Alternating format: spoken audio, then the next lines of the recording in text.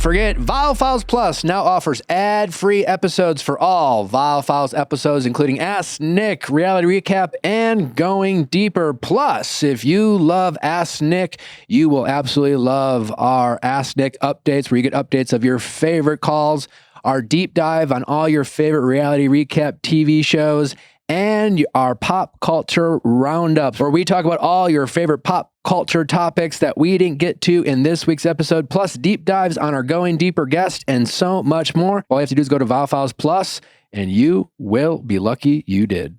What's up, everybody? We have a very exciting announcement for all the Ask Nick audience out there. We have new Instagram and TikTok specifically for Ask Nick. So if you want to avoid all the pop culture and reality TV content that we're putting out there and just focus on all things relationship, dating, interpersonal relationships, and just Ask Nick content, just please give us a follow. It's Ask Nick Viall on Instagram and TikTok. So give us a follow and enjoy. We'll be glad that you did. All right, let's get to our first caller, but not before you go on and give us a follow. How's it going? Hi, my name is Maloney. I'm 33, and I'm wondering, am I too intimidating or am I oblivious? What do you mean by both, I guess? Okay, so I give a little context of my question. So I have been single for the past 4 years. I came out of a long-term relationship, and I have been, trying to navigate the dating scene. And I've had a lot of bad luck, and I've been working with a therapist in this time. And what she's told me for majority of things with men is that I'm too intimidating. That's why things aren't working out. Did she elaborate on what she meant by intimidating? And I guess my follow-up question to that is, was that like a news to you? Were you like, whoa, never heard that before? Or did it was it somewhat in line with maybe feedback or you've gotten before? Kind of like I can kind of see what she's saying. Like she kind of gives me context. Like, I've got a good career. I take care of myself. Okay. But a part of me just like doesn't fully believe it, because I also have girlfriends that are just as successful as me, take care of themselves, and they are able to find, the problem is for a lot of these guys is like, I can't even get a follow-up after a first date. And now it's even progressed to even more. I can't even get like a date. Like they'll ask me on a date and then I'll get ghosted. Okay. Back to what your therapist was saying, like, Mhm. is she just referencing the fact that you have a successful career and that you take care of yourself? Like, is that it? Yeah. I mean, like, I think she really emphasizes it mainly on the career.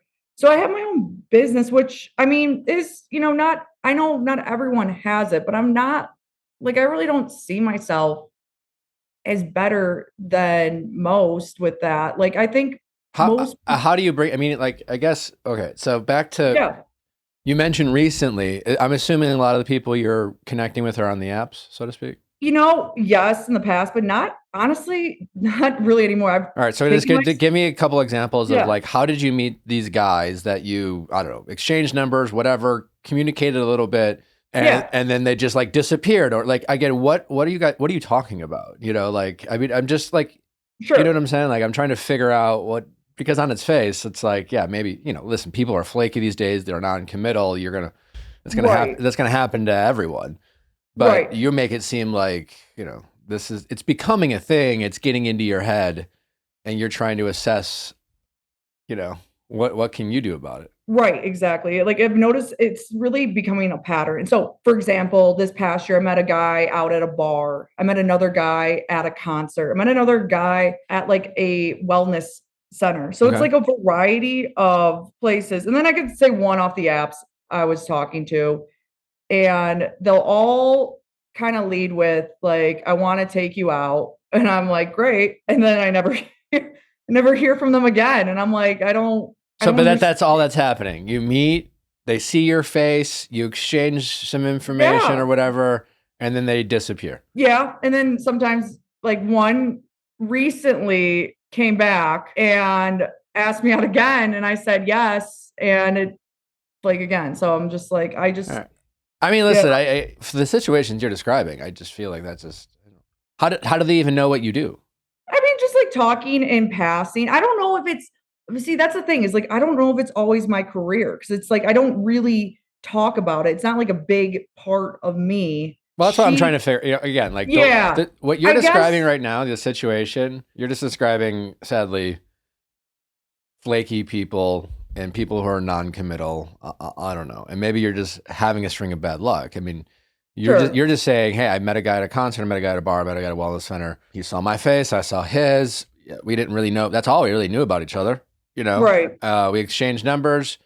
They didn't follow through. Like they don't know really what I do. I mean, maybe they Googled you.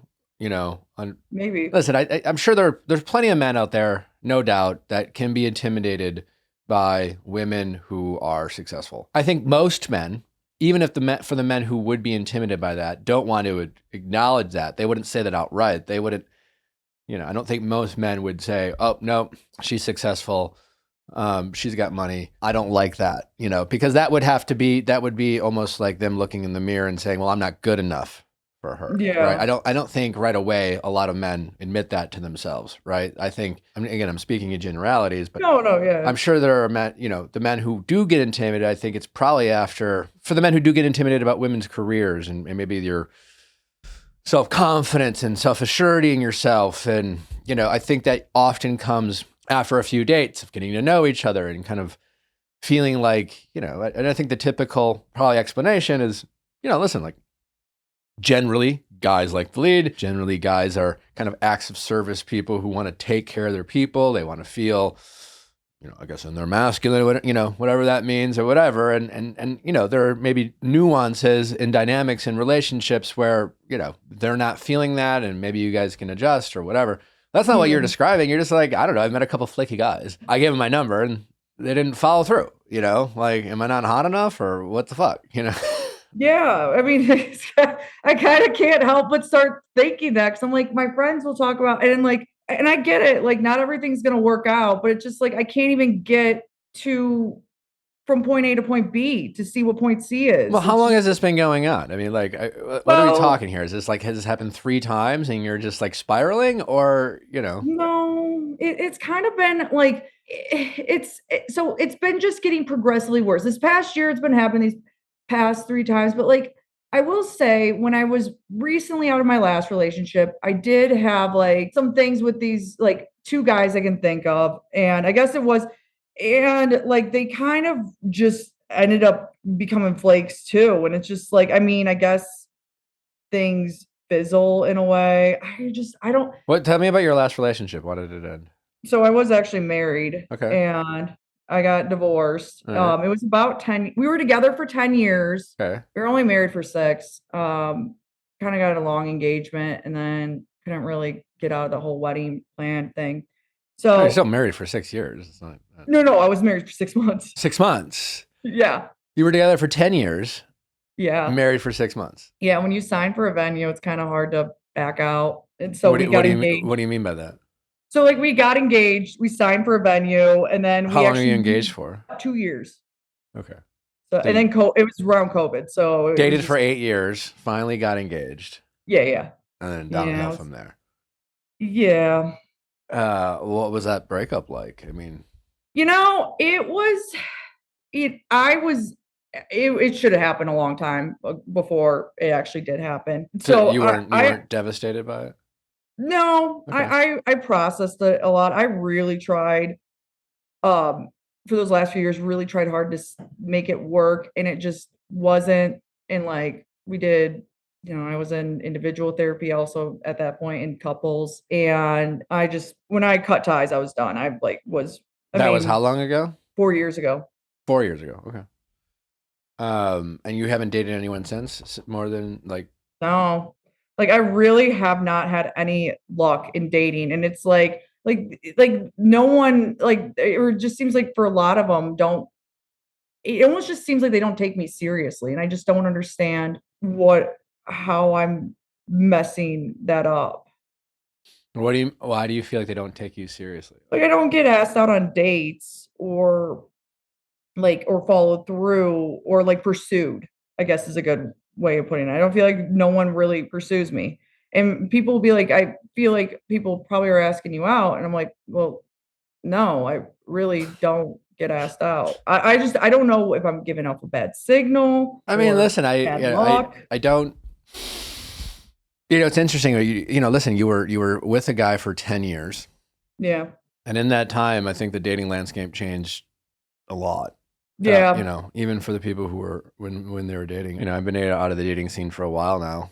When Sure. it's like, wow, but I wonder how much it has changed. Like obviously I talk to a lot of people who like you who are dating, and the message is always, listen, it's difficult out there, it's challenging. I mean, listen, I don't, no, not to sound more discouraging. I mean, No, I'm sure there's some element to, maybe just like, I mean, maybe men lost their way in terms of pursuing. I don't. Yeah. Maybe there's a little bit of that. Who are the guys you're like? What I mean when I say like the type of guys you're going for, is it they are all the same? Is there a variety? Is it just it doesn't really matter what they look like or what they do? These guys tend to be flaky. I mean, I guess physically I kind of have a type, but they have varied. I have worked with what my therapist saying of like up leveling more in like I could think of the first guy I dated was like living at home and Right. not that there's anything wrong with living at home, but like no job, no aspirations. Like, Yeah, I think I'm sure there is. I don't know. Like, listen, I don't. Maybe there's nothing wrong with being in your 30s and living at home if you're a guy, but I think you have the right to raise some eyebrows. I think you have the right to go, yeah, I wonder what the reason is. I don't think, I think you're allowed to question that. Especially again for someone like yourself, right? Like you are. It's hard to start your own business. It's even harder to make that remotely successful and sustainable, even to break even, and even more hard to like make a living out of it, where you feel like, yeah, I mean, I'm pretty successful, and I'm my own boss, and I'm kind of doing my own thing. That takes a certain level of drive and commitment and perseverance, and like not easy to do. You've done that, right? Mm-hmm. That's the literally opposite of the guy who's living with his parents for whatever reason. Like, I mean, like, listen, I was 28-ish. Me and my then girlfriend, fiance, whatever, had a breakup. I moved in with grandma for 6-7 months. Very temporary situation. If you asked me, I knew why. I was like, yeah, well, it was better than living with her. So there was a reason. Yeah, I mean, yeah, I did it, and it was a memorable experience in my life, and I'll always remember it because I got to bond with grandma. And I was certainly never imagined I'd be 28 and doing it, but like, as opposed to be like, yeah, I don't know. It's like cheaper than getting my own place, and my room's there at mom and dad's, and like, I don't know, like why not? Like two very different situations, right? And so what, it's like, yeah, it's not the end of the world. I'm not saying you have to run, but I think especially for someone like yourself, it probably not your guy. Yeah, no, and I lived at home too post-divorce. So I'm like, I'm not against living at home. Yeah. It was just I've become more conscious of the men I'm starting to pick. And that's also where I'm coming into problems is like, okay, I'm picking more guys similar to me that are, more driven, take care of themselves. We're kind of at the same level and I think, I mean, it is I just wanted to hear from your side because I love listening to your podcast, and I feel like you have a really good take on dating and life. That, like, what is it? The current dating climate, or am I like missing something? Like, probably both, right? I think we can acknowledge that dating is hard, and I think there are a lot of probably especially for women like you who are successful and like you don't need a man, type of thing. Like you're not. There might be women who maybe are more traditional and conservative who like wake up, who grow up to, and their plan is to, if you're from the South or the Midwest, it's like, yeah, what do you want to do? It's like I want to find a husband, I want to get married, I want to be a mom, I want to have kids, and I want, and that's great, for them. Like that's not you, and also like you're probably more than normal now than anyways. But this is all to say, Yeah, like it requires, and I think for women like you, I guess my point is like, yeah, I think, yeah, in the past 5 or 10 years, there's a lot of conversations around in different pockets of the internet in terms of like, the loneliness of men and what's wrong with men and there's a lot of, it's like, has there been an overcorrection, in terms of how we've spoke about or treated men, yada, yada, yada. How's, I don't know. How's that affected them? That being said, I don't feel like, in the past 5 years, like all men completely lost their way, and I don't, Mhm. they're all like online playing video games. I don't think, I think maybe like the younger generations might be even more concerned about, but like, Mhm.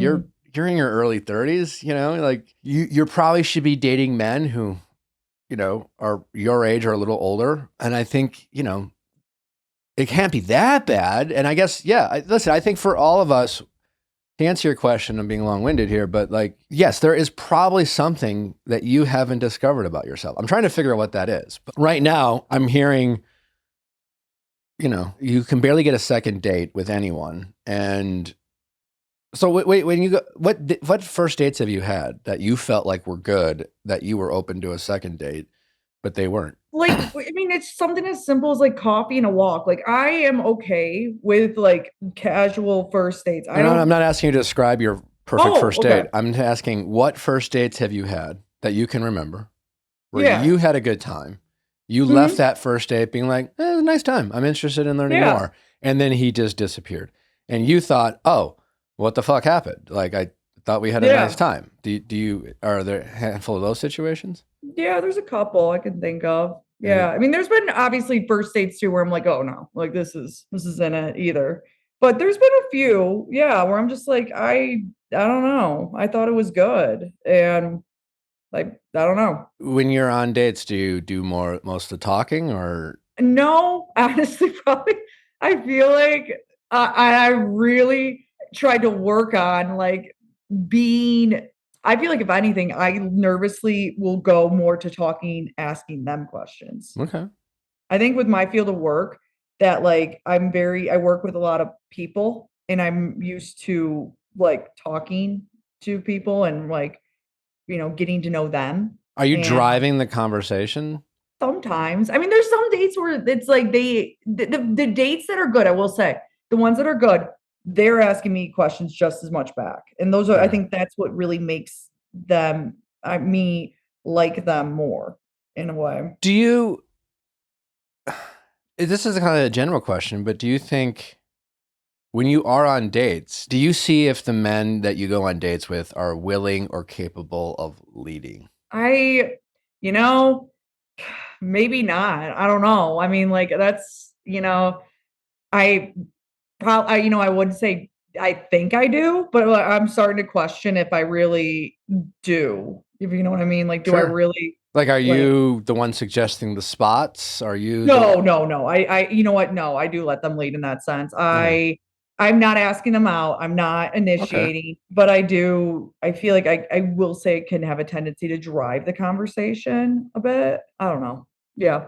But no, I'm not initiating or leading dates. That's it, yeah, and that's not the end of the world. I'm nitpicking here, Sure, sure. literally Yeah, trying yeah. to, Do you have any other like dating examples where you were really confused by the outcome? I mean, yeah, there's just I'm trying to think of I mean, it's just like it's so limited my dating experience. It's like I can't like there's never been multiple dates where I've been like, I don't understand what happened. It's just kind of like it's one day and then they're gone. And it's just like I don't quite get it. And it's just like I'll even like sometimes even text to follow up and I don't know. Are they like what do they look like physically? Are they all like really pretty men?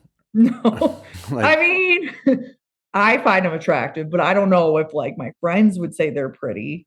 Like, they're taller guys with beards. I mean, it's so like basically like all guys. How tall are you? I'm 5'6". Okay. And the men that you're dating, are they always over 6 foot? Uh, yeah, I mean, like That I don't, I'll be honest, I don't aim like it's not like I'm like I need 6 foot. It's just kind of You how just you only happen to only date them. well, okay. I actually have gone on now I think about it. I've gone on dates with guys that are like 5'10, 5'11, or 5'9 even. Like, or even shorter shorter than me without even realizing it. You're saying how often though? Seriously though. The shorter guys. Yeah. And they were they the same flaky people that Yeah, they were? sometimes. Yeah. Yeah. Like, yeah, they were. Yeah. So 5'9" or 6'4", you just can't get a second date to save your life. Doesn't matter. No, I mean, I just have a hard time believing that. just I just like, or no, it's like I can't even get a first date now. Like I can't get them. Like they'll be like, So you could right now. It's so bad that you could go to the grocery store and see this like an average looking 5'7" guy, and you don't think you can land a date with him. No, like they no, like I went out the other week and like I don't know what it is. Like they don't want to even talk to me, and I'm like I mean, do you stink? I hope not. I just like I don't. Something's not adding up. I don't know. You're a lovely looking person. You know again. I don't know what you do for work, but you seem like you have your shit together. I mean, I've been talking to you for 20 minutes. Like, oh, you seem fine, right? Like you know, talking to you listen. You have an energy that's, you know. Yeah, you can tell that you have a confidence in you, and you can tell that you're not demure. Like I wouldn't describe you as demure. Oh, you know, cool. Great. I don't think there's a lot. I think there's plenty of men out there who aren't looking for a dainty little flower to protect and be their knight in shining armor. You know, like some guys like that very demure, like another guy, you know, I don't know, like, and I don't mean that as like, oh yeah, but like, sure, you know, at first, you know, like a first impression, that's the impression I have. Right. But I feel like there's a lot of men. Again, that's incredibly general, what I just talked about. It's like, and it just doesn't make sense that like the fact that like, you know, when you were like, oh, these guys are typically tall with beards, my first, you know, my thought is like, maybe as silly as it sounds, maybe that's your problem. I mean, it is fascinating. No, it's fair. It is fascinating when you like, again, when you think about the impact social media and specifically dating apps has had on our perspective when it comes to dating. Right. And it truly is, I think, it's crazy when you really think about it. I think we all, you know, especially our kids, but all of us have been propagandized by the internet and by our algorithm, by what we're seeing. It's something that is designed to trigger us, you know. And then when you take that to dating, again, you know, sure, the typical woman, the average, you know, stereotype is like she probably prefers someone a little taller than her, and then you know, everyone has their preferences, but like literally, I don't know what this, you know, it's like less than 2% of men or something like that, or 5%. I don't know. It's a really small number, or over 6 foot, you know, and that's just their height. And so on dating apps, you know, you have basically like 10% of the men, you know, even no matter, regardless of what their face looks like or what they do for work or their personality, they have this huge advantage.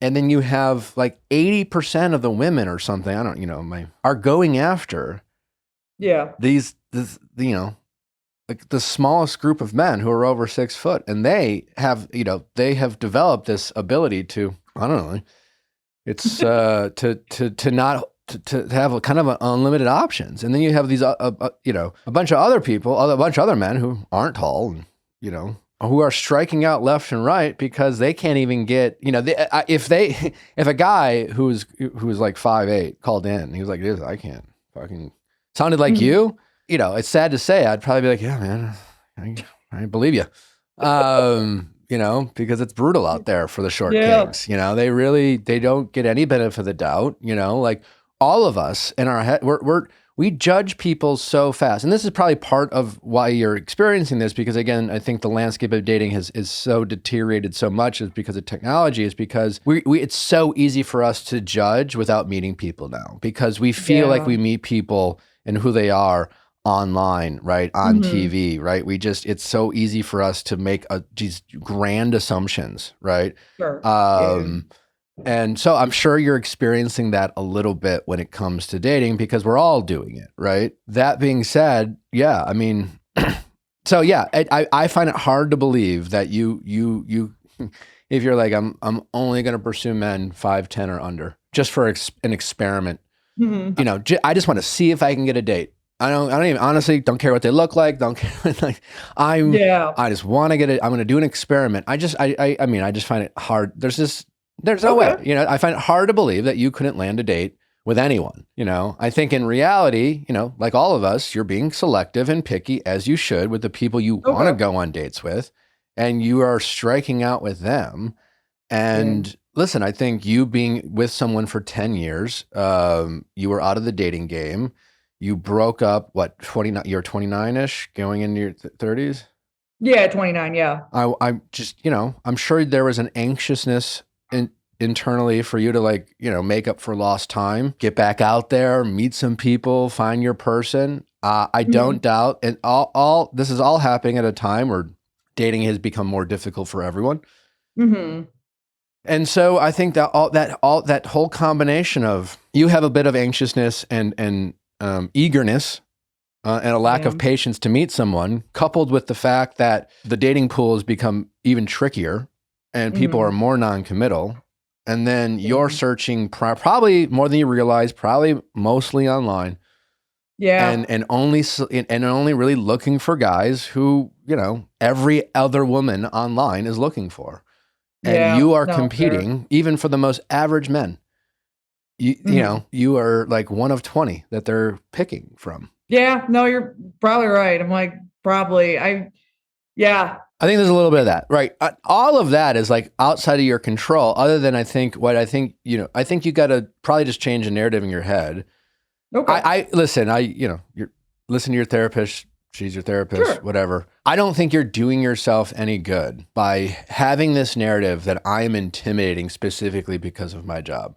I Yeah. understand that a lot of women who, like you, who are successful can feel that from time to time. But what are you going to do? Quit your job? Give up your career? You know what I'm Yeah. saying? For just some fucking guy? Of course you're not going to do that. You should be Right. proud of what you did. And I'm sure you are. And of Mhm. course you're not going to sacrifice all the hard work you've put into yourself and your career just to like make some average guy feel better about himself. Of course you're not going to Mhm. do that, right? So like what Right. good does it do to have this narrative that men are intimidating by you? Listen, I think that's kind of a self-limiting belief. I think you Mhm. should be proud of what, you know, what of how you've gone about your business. I think to a certain degree, you can be self-aware to the fact that it requires a certain type of aggression and motivation and directness and assertiveness to be an entrepreneur that you are, right? And that energy to be a successful entrepreneur, and early on in dating, especially dating men, you know, you might be, you know, without being too neurotic about it and too in your head, just be, you know, a little more mindful to just, again, when you're on dates, to let the guy, quote unquote, lead, to just Okay. see what he's about. Just, you know, lean into your feminine. If I don't even know if you know what that means, but you know what you know, but like just be a little more, you know, Yeah. take a step back. You're not, you know, you're not at work. You're not the boss right now. You are Yeah. just, you are curious and, you know, but maybe you're already doing that. But like all I'm saying is fine. If you're experiencing a little bit of like feeling like some guys are a little like taken back by you, then be a little bit more mindful about that. But that's all you Mhm. really can do, right? Because Sure. again, I don't think you should be dating the guy who lives at home. Right. You know, Yeah. I think you should be dating the guy who is feeling, you know, successful in his career. You know, Yeah. you want to find the guy where you're the missing piece, right? And there's a lot. The good news is that like there are a lot of lonely people out there. You know, Mhm. there's a lot of people who want to find that connection. There are a lot of men, I'm guessing, in their mid to late 30s, early 40s who Mhm. have everything but their partner, right? And they're Yeah. like crushing their career and maybe they're just tired of being the fuck boys or whatever. But I think Mhm. just a little bit of patience and a little bit of Okay. like positive, you know, outlook, and it just doesn't do you any good to be like, I can't get a fucking date, you know? And I think Yeah, no. and you just have to objectively look at situations, if you meet a guy at a concert and know nothing about him and exchange numbers and he doesn't follow up, like, I mean, it has nothing to do with you. Yeah. It has everything to do with him. Okay. And to sit there and pay a therapist to tell you that, it's apparently you're too successful. I don't know, like, it's like, thank God you got money, it's like you're, what, I don't know what that does. I think you just got to own who you are. And it's like more fine tuning rather than tell yourself that every guy out there is intimidated by you. Like, Sure. what are you supposed to do with that? So I don't know if any of this was helpful, but this was very helpful. I appreciate it so much. I think you just got to change your mindset a little bit. I think you have to maybe take a beat, take a breath, and then recognize that, like, coming out of a 10-year relationship in your early 30s for anyone, and especially for women, because obviously a biological clock in society is a little more critical of y'all than than men when it comes to age. And you might have internalized that and felt a little bit of pressure and anxiousness, and maybe you projected that onto your dates a little bit, and maybe those little moments, it was probably a combination of a bunch of little things, and most of the dates you went on, it wasn't any just one thing, unless you've gotten feedback from girlfriends or friends where have been like, yo, when you're around guys you like, you turn into a freak and you're super aggressive and you're kind of obnoxious. I don't get that. Unless you're getting that feedback, you're probably not doing much wrong. You just haven't found your guy, and just stop wasting your time going on dates with guys who live with their parents. Oh yeah. No, one moved on. And then, if you get flaked by a flake, that they're a flake. It's not you. Yeah. I think that's all you can try to do. And, I'm not saying that, but yeah, if you're gonna meet men over 6 foot online, just know you're one of 30 people they're matched with. And that's a sad reality of, it's tall guys have always been able to kind of abuse that privilege and power, and social media has made it limitless for them. Yeah. And I'm not saying that, don't date tall guys, but yeah. When you're like, I've even dated a guy who was 5'10" once, as if you were some hero. It's like, okay. Yeah. Just maybe just being a little bit more open to that. Okay. Because there are a lot of lonely, nice guys out there who want to find their person too. And I think, the world needs to figure out how to connect people. Yeah. I could really work at shifting my perspective on that. That is a good, obvious point. All right. Well, all right. Good luck out there. Thank you. All right. I'm glad you found this helpful. I wasn't sure if it was. No, it was very helpful. I really appreciate it. Thank you so much. Well, keep us posted. When you go back out there, reflect, ask yourself how you're doing. And again, just be patient, but we'd love a follow-up and see if you've been able to incorporate any of, it's really just, it sounds like to me it's a mindset. Yeah, I could definitely see that. And to whatever point you, quote, are actually intimidating, again, I don't think you should change all that much because you are who you are, and you just have to find the guy that's right for you. Mm-hmm. But maybe early on, you can be a little mindful of leaning into your feminine side, or whatever, and just because, again, the guy you're gonna end up with probably will be, he'll be confident enough to be with someone like you, who's also like successful and confident, but he will still want to feel that sense of, leading and whatever. And things like that. So don't change who you are too much. Just maybe give them a window to lead early on. That's I'll work on that. I'll get back to you when how things go. Sounds good. All right. Take care. You too. All right. Bye-bye. Bye.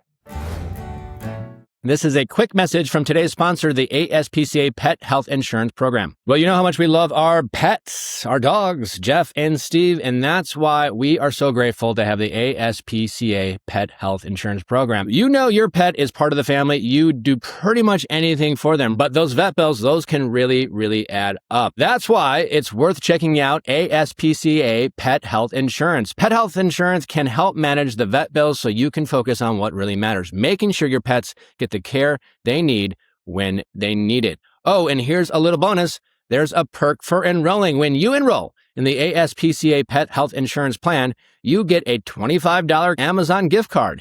It's a little treat for you while you're doing something for your pet. The program offers customizable accidental and illness plans, making it easier to get your pet the care they need. It's been around for almost 20 years and has covered nearly 1 million pets in that time. You can tailor your plan to fit your budget, your lifestyle, and your pet's particular quirks. Because vet bills never show up when it's convenient. If your dogs are like our dogs, every once in a while they get into something they shouldn't. And sometimes that can be a little scary and costly. We've had to take both our dogs to the emergency rooms over the years because it was just a little nerve-wracking and we just wanted to make sure they were safe. And thank God we had the ASPCA Health Insurance Program because those bills would have been far more had we not had them. To explore coverage, visit ASPCAPetInsurance.com/VIALL. That is ASPCAPetInsurance.com/VIALL. Eligibility restrictions apply. Visit ASPCAPetInsurance.com/Amazon. Terms for more info. This is a paid advertisement. Insurance is underwritten by either Independent American Insurance Company or United States Fire Insurance Company and produced by PTZ Insurance Agency Limited. The ASPCA is not an insurer and is not engaged in the business of insurance. Well, if you're like me and you're trying to stay consistent with your fitness and nutrition without overthinking it, David protein bars make it easy. High protein, great flavor, and perfect for busy days when you still want to feel good about what you're eating. I don't know about you, but I think the busier you are, the harder it is to eat healthy snacking. There's so many unhealthy snacking options. And if you do have a snack option, usually it just tastes like cardboard. But not David protein. Typical protein bars have 20 plus grams of protein, 350 plus calories, and here's the kicker, 20 plus grams of sugar. David protein bars have 28 grams of protein, 150 calories, and 0 grams of sugar. That's something I personally can't beat as someone who's really gone out of their way to try to avoid simple sugars, and I feel so much better for it. But I've had to find those healthy substitutes, and David protein bars has been by my side so that I can enjoy what I snack on and still feel good about it. Most protein bars are packed with excess calories and sugar. David is different, delivering the most protein for the fewest calories. Also, they have some amazing flavors. Their chocolate chip cookie dough, peanut butter chocolate chunk, my favorite, salted peanut butter, fudge brownie, cinnamon roll, blueberry pie, red velvet, and cake batter. So you get some great tasting options, some snack options with the peace of mind that you're still eating healthy. Don't just take my word for it. Go grab one for yourself. Head to Walmart today to try a bar or stock up on a 4-count of your favorite flavors like blueberry pie or salted peanut butter or my favorite, the peanut butter chocolate chunk. Sold exclusively at Walmart. Check out walmart.com to find a store near you. Well, it's Helix Sleep. We didn't have power the other day, but at least we had our Helix mattresses and we were cozy and comfortable under the blankets. You've heard us rave about Helix Sleep because they truly are the best mattresses you could ever get. They have a lineup of 20 unique mattresses for all kinds of sleepers. So it doesn't matter how you sleep, what your sleeping preferences are. Helix has something for you. If you sleep hot, sleep cold, maybe you're a back sleeper, side sleeper, stomach sleeper, doesn't really matter. You're going to be taken care of if you get yourself a Helix mattress and you will have the best sleep of your life. I got to tell you, it's so rewarding when we have guests over and they sleep in our guest room, which is also a Helix mattress, and they wake up and they ask, what was that I slept on? That was the best sleep I got. And we say, it's a Helix mattress. We show them the website and they're always getting themselves a Helix mattress after they enjoy one in our house. To get a Helix mattress, it's really simple. Just go to helixsleep.com, answer a few questions about your sleeping preferences, and you'll be hooked up with the best mattress you've ever slept on in just a few days. Stop wasting time going to all those mattress stores and hearing a mattress salesperson talk about mattresses. You don't need to do that. You don't need to wait weeks or even months for your quote-unquote custom mattress to be built just for you. All you have to do is go to helixsleep.com, answer a few questions, and you will be sleeping like a baby. Plus, you get a 100-night sleep trial and a 15-year warranty on those mattresses, depending on the mattress. So try it out for 100 nights. Do whatever you want. Sleep on it, roll around on it. You're going to have the option to return it. No questions asked. Recommended by multiple sleep chiropractors and doctors of sleep medicine as a go-to solution for improving your sleep. Big and tall, little kids, doesn't matter. They have something for you as well. So go to helixsleep.com/VIALL for 27% off site-wide for their President's Day sale. That's helixsleep.com/VIALL for 27% off site-wide, exclusive for listeners of the Viall Files. Make sure you enter our show name after checkout so they know we sent you. helixsleep.com/VIALL. How's it going? Good. My name is Camille. I am 30, and my fiance has been lying about gambling addiction, among other things. And I want to be able to trust him again, but our wedding is only 4 months away. How recent are these discoveries of his dishonesty? Yeah, so the gambling I found out about, or it was happening from, it got bad July through Thanksgiving. He stopped it on Thanksgiving, and then I found out about 3 weeks later. So it's fairly recent. And as far as you know, he just randomly started gambling this year and it got out of control and then stopped, and then you found out about it? Yeah, he's been sports gambling for a while, Okay. just on his phone, but it was always like $1, $2, $5. Like we talk about it, we watch a lot of sports together. I would do it every once in a while on my phone as well. But in July, the volume and the amounts picked up pretty significantly. My understanding was he was like pretty even for a while, but it was increasing like a lot, and he kind of got into a rabbit hole, and I think he was gambling more and more to try to win it back, and he like was fairly even but was still gambling very large sums. And then towards the end around Thanksgiving he did lose quite a bit, and that was when he kind of like realized he had an issue, and he did stop it, and then it took him a few weeks to work up the courage to tell me. Okay. So he did tell you. Yeah. Like you found out from him. I did find out from him, yeah. Okay. When you said amongst other things, what are the amongst other things he's been lying about? Yeah, I found out in March that he had been sexting someone, and we got into couples counseling after that. I thought we had worked through it. He had been having panic attacks and had started anxiety medicine last year, and it was all kind of wrapped together. The anxiety meds had like a pretty significant effect on his uh, um, ability to have sex, his interest in sex, and in addition to the other mental health issues he was having and the effect the medicine was having, someone had reached out to him and it had turned into something obviously inappropriate, but he was already in individual therapy, he was willing to go to couples therapy. We set boundaries and I felt like we were in a better place, but obviously the trust had been broken from that. But he got on new meds, like all of that stuff was fixed. And so I thought it was kind of a one-time thing. We could build back the trust. And then, yeah, right before I found out about the gambling, I found out he had he had gotten a number from a girl at the bar when he was out with some single friends. Like the story didn't fully add up. So that the number he got at the bar was separate than the girl he was sexting, whatever. Yep, was like 6 months after that. It was a completely separate incident. Like the incident itself, if what he's saying is true, was like fairly innocent. But when I found the text, he lied and said it was a guy, and like it was just more lying that I figured out. Yeah. So yeah, it's just been like 3 pretty big incidents that have obviously affected my trust. And with the wedding coming up, I'm just feeling all of this pressure. And in the last couple months since I found out about this, like we are in couples counseling, he's in individual counseling.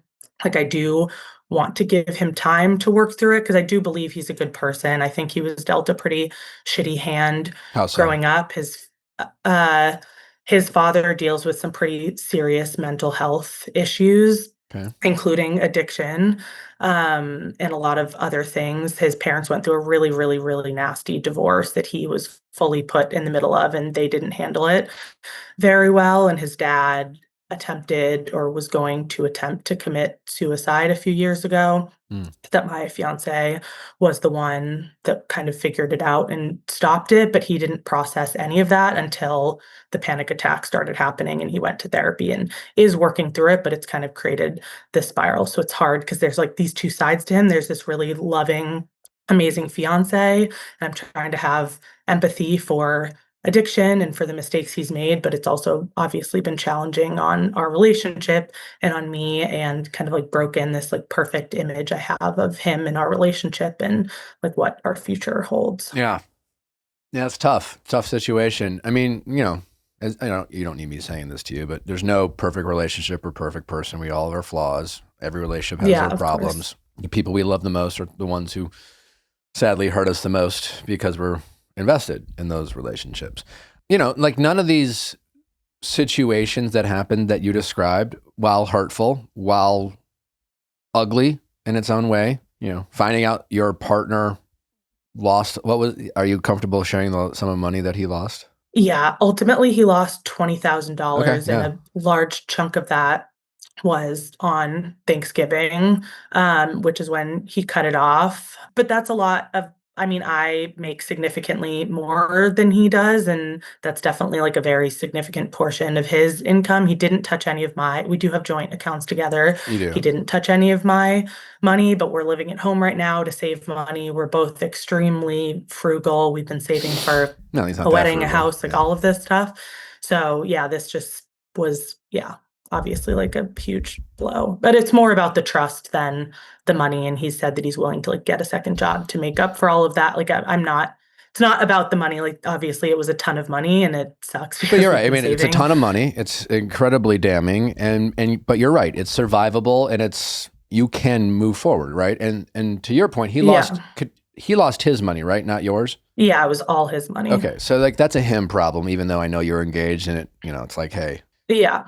Okay, well, I'm just going to give you just objective advice, and then we can backtrack and get into the relationship as a whole. Like, what should you do if you let's just say you got a wedding 4 months away, commitments have been made, contracts I'm sure have been signed, plans have been made.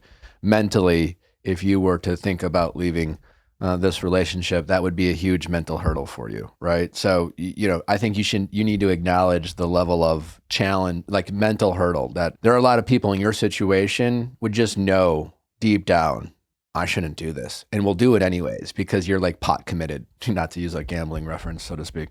And I think it's important for you to recognize that there's a level of stuckness that is understandable that you're probably feeling. So let's just assume, for argument's sake, that no matter what I say to you and we talk about this relationship, you end up marrying this guy. Fine. I think you need to be incredibly smart and safe and pragmatic, and take the love out of it. And I guess what I'm saying is you need to sign a prenup. Yep. He's agreed to that. Great. Yeah. Love that. And I think, listen, at the end of the day, taking the love out of it, marriage is a contract, right? And just for anyone who doesn't realize this, everyone who gets married signs a prenup. Every single person. If you don't do your own prenup, then the prenup that you and your partner agree to is the one that's designed by the state in which you get married in. And every state has their own marriage laws, so that if you guys get divorced, they have the laws on, like Wisconsin, I'm from there, California, I live there, I'm aware, I believe are the only two states that are quote unquote 50-50. Doesn't matter why you get divorced. One person can fuck half the state. It doesn't matter. You get half, they get half. It's a 50-50 state, whatever. And that's the law. Other states, I believe, different laws. I don't know. But just know, and I'm glad he's already agreed to it. I'm glad you don't need me saying this to you. I'm kind of saying this to anyone who's listening. That is the reality, right?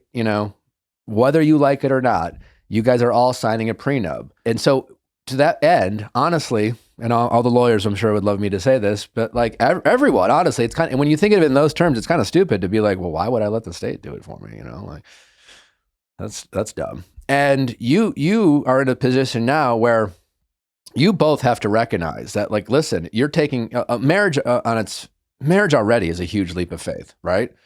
It's even a bigger leap of faith in 2026, the way the society has viewed marriage as more of a, something to do. There's till death do you part, I guess. It's almost like we all have our fingers crossed. I don't mean we, but like the mindset that I think our society has is that, listen, if a marriage doesn't serve you, you can get out. And listen, to some degree, I think that's reasonable. Like, why should you be stuck in hell with someone who doesn't treat you right, or isn't honest with you, or spends your money, or things like that, So I'm glad that you've had that conversation. And just when you have that conversation, how far down the prenup conversation have you gotten? Do you have your own lawyer? No, not yet. He's just agreed. He's just agreed. That he would sign one. Yeah. That's a good first step. It's a big first step, but you have a lot more steps to go, right? Because I think it's easy to agree to. I think a lot of people agree to it, hoping that the agreement is enough for you to back down. It's like, I will just, I'm totally cool with signing your prenup. And you're like, great. And then all of a sudden you're like, all right, well, let's go to the lawyers and you need to get your own lawyer and I need to get my own lawyer, because that's how it works. And you need to agree on the terms of your prenup, which can, is an uncomfortable conversation for even the happiest couples to get into, right? And then that's where you can have conversations with lawyer and say, like, lawyers and be like, well, what do you want? What do you want to protect? They should be able to give you some advice. They should look at your situation. In that context, in some ways, your lawyer is kind of like a therapist that you should be able to trust. You should be like, listen, I don't really know much about you. You're a lawyer, but I'm just going to tell you my whole goddamn story. And you, without having any emotions or feelings to my relationship, give me objective advice, right? And you should listen to your lawyer, right? Because it's their job in that moment to protect you, not to protect your relationship, not to look after your partner, but to protect you.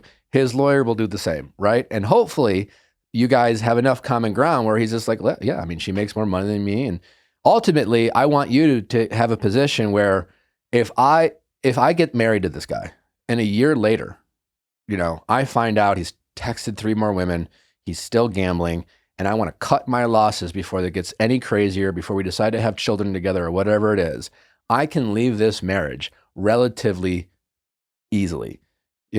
I would keep your finances separate. I would be married just on the emotional side, not the financial side.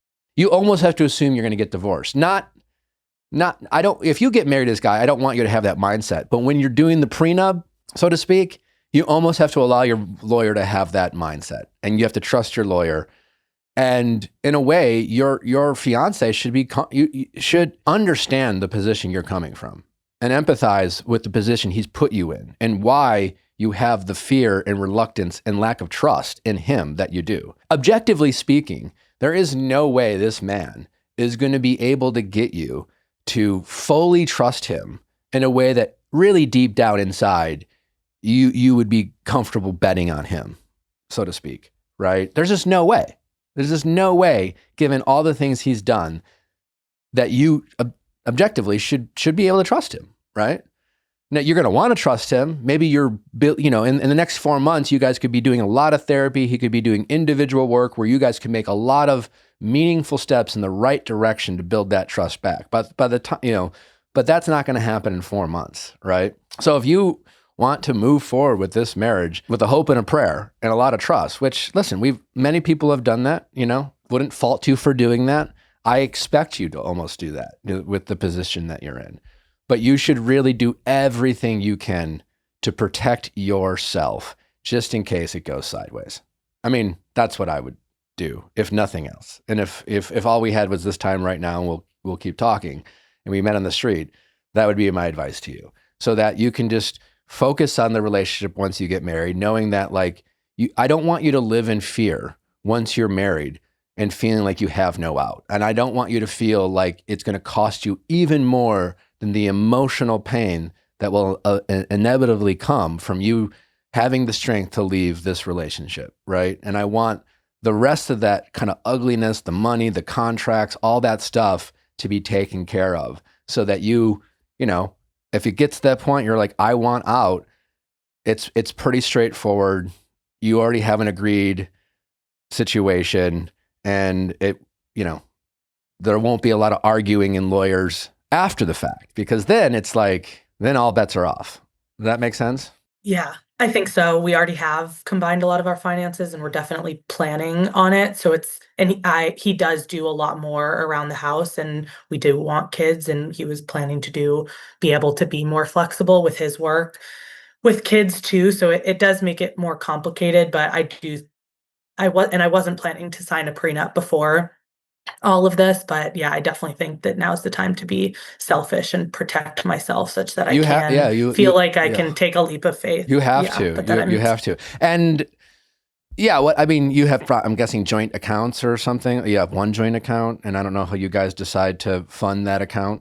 Yeah, you'll have to figure that out. And that's where a lawyer can come in and help you. And I'm not the person to give you that advice. A lawyer can, but you're not married yet, and whatever joint accounts you have are probably easily reversible right now because you're not married. And The challenge will be the conversation you have to have with him, because that conversation for him, all it's going to sound like to him is, you don't trust me. And I think he owes you that level of understanding to be like, yeah, no, but I get why you don't, right? And I think that level of, I don't call it humility or self-awareness on his part, will probably go a long way to making you feel like you can trust him. It's just the acknowledgement that you shouldn't. So yeah, I mean, and this could be something you guys talk about in couples therapy, you know, the prenup itself, because that will be a challenging conversation, right? And it would be a great place to have that conversation about why you feel this way, about what you're going to need from him, about why you feel like you're in this position, that despite you doing what you need to do now to protect yourself, you still really want to work on the relationship, and you really want this marriage to work. And you're just doing everything right now because you can't predict the future. You know, no relationship, you know, it's like people can't promise each other. He can't promise you, and you can't promise him that he's not going to hurt you in the future. You guys don't know what the future holds. You don't know what situation's going to come up. You don't know what might trigger him in the future about his childhood or his past that might make him spiral. You know, the meds that he's on. You don't know what impact or side effects he might experience. You don't know, right? And so given that all these situations, all you know right now is what it's already happened, right? And what's happened is he's giving you plenty of reasons to doubt his ability to have the discipline, to hold himself accountable, to have the character, despite him being triggered, despite him feeling a certain way, to say, no, I'm in a relationship. No, I don't want your number. No, like I don't, you know, to go out with his boys and make it very clear that he has a partner. You know, and it's not hard, you know, it's like, you don't even have to be weird about it. I remember this a long time ago, it was 20 years ago, 15 years ago. I had a girlfriend, went to Vegas with a group of guys for my buddy's bachelor party. We were in the pool, all those guys. And then, you know, when a group of guys are hanging out, you see a group of girls who are there for whatever, a trip or whatever, maybe a bachelorette party. We met these group of women, right? Started talking, everyone's friendly. I'm kind of in the pool with my group of guy friends. And I remember like some girl was like, oh, I work for this place. And I was like, oh, so does my girlfriend. You know, it was easy. I found a way to easily just throw it out there to the world in case anyone was wondering, I'm not available. I'm taken, you know, without it being awkward to, you know, it's like, you know, that when people don't bring it up and all of a sudden you're like, you know, having this conversation and you're like, whoa, well, but I have a girlfriend. And you're like, huh? You haven't been acting like you have a girlfriend for the past 2 hours. You know, there's ways people can do that. He's not doing that, right? When he's going out with his boys, I don't know what he's doing, but he's not making it clear that he's unavailable. Well, the story there, which once again, he said I could ask his friend, I just didn't, was that the single friend that was trying to get this girl's friend's number, like they couldn't remember their names. So they were like, oh, can we get your numbers? And he said that like this girl knew about me, and I did see the text with her, and it was her texting about her ex-boyfriend, which he said was all they talked about at the bar the whole night. Doesn't matter. No, but he still lied. And why would you respond to the text? Yeah. Like, and that was a boundary that we talked about because he has a lot of girlfriends and we had to set really strict boundaries when we went through couples therapy before. So it wasn't even about getting the number. He currently has a lot of girlfriends? No, well, he has a lot of women at work that he works with. And that was something that we talked about in couples therapy after, about like cutting those relationships off and keeping them platonic at work, because it was something that made me uncomfortable. And I'm friends with a lot of them too, but it was really hard for me that he texted a lot of them often. And he is a very emotionally available guy. Like all of them went to him with their relationship venting and stuff like that. And it's great that he's a really nice guy and he takes care of them, and he would like I mean, if he's single, sure, make sure they got home okay. But yeah, it definitely, especially after all of this, how old is your? And he's 29. How old are you again? 30. Okay, so you're relatively the same age, but yeah, he's, I guess, relatively young for a guy. Yeah, I mean, listen, that's all bullshit. You know, it is. It's just all bullshit. When you're in a relationship, you be in a relationship. You act like you're in a relationship. You protect the relationship. You don't, you know, if you're a guy, I had a ton of women friends when I was single, and I was single for a long fucking time, you know, before I met my wife, Natalie, and I was so used to being single, you know. And I think I've talked about this before in recent episodes, but like when Nat and I first we're not just hanging out. We're not just casually dating. We're not just messing around. We're not just hookup buddies, but we're like, okay, we're going to do this. Let's go. You're my girlfriend. I'm your boyfriend. That was so new to me. I mean, that was the first person in 8 years or I don't know, something like that I was like, I have a girlfriend, And in the first couple weeks of Nally and I being boyfriend and girlfriend, I had a couple women friends come over to my house. I told Natalie about it. And her response was kind of like, okay. And I kind of had this like, wait, kind of like, what am I doing? Like this, it was like, I can't do this anymore. It was like, I knew I had a girlfriend. I wasn't going to do anything, but even just having them over in that environment was inappropriate, And I had to recognize that real quickly that like, if I want to be in this relationship, I'm not single anymore.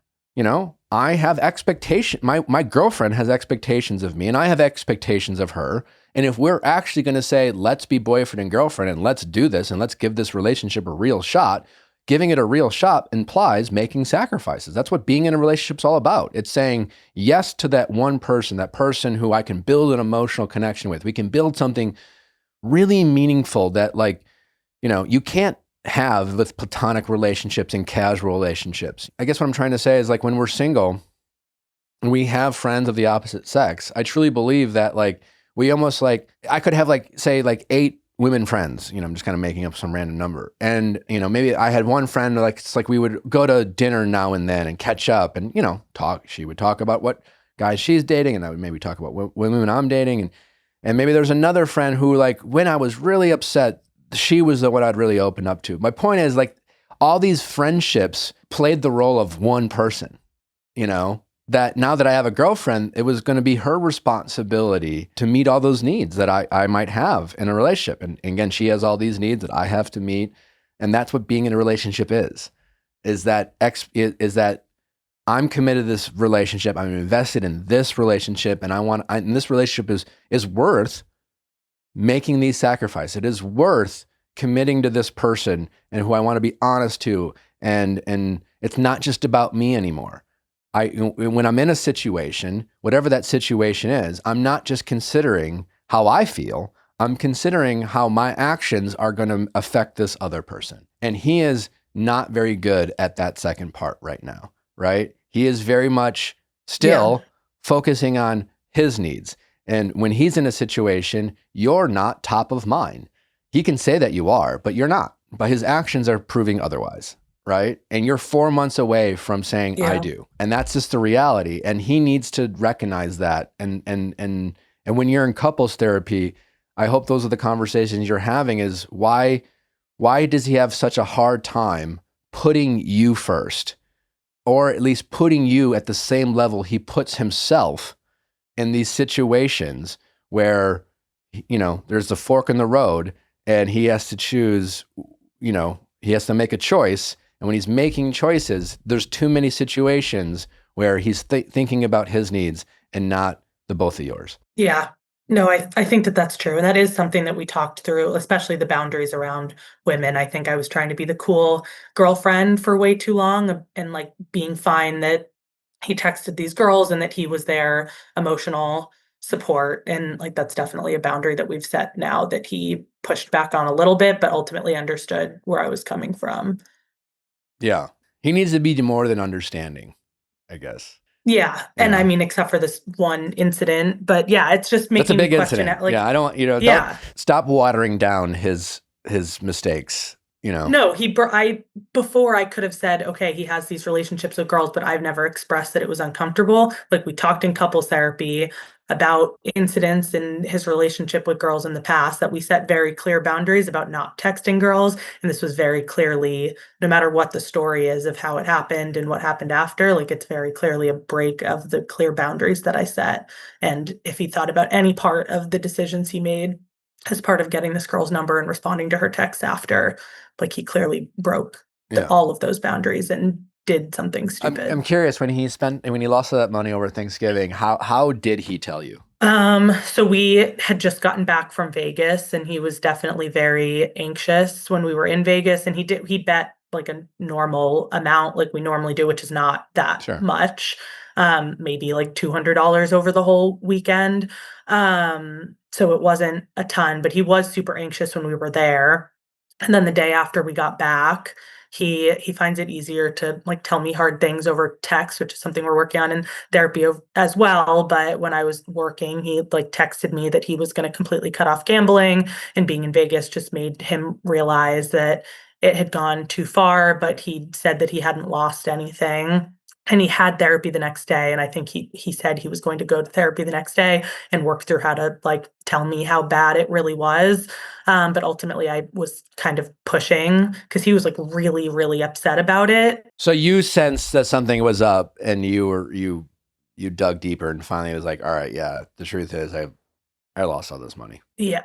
Okay. And then even so, and I don't think he realized how bad it was even then. Because then for like taxes and other reasons, he like really had to go through everything. And I think that's when he realized like how much he knew how much he had lost, because that's how much he had put into the apps. But I don't think he realized like how much he was betting and how much money he was kind of like cycling through, because he won a lot. He won a ton also, but then obviously ultimately was down. Yeah.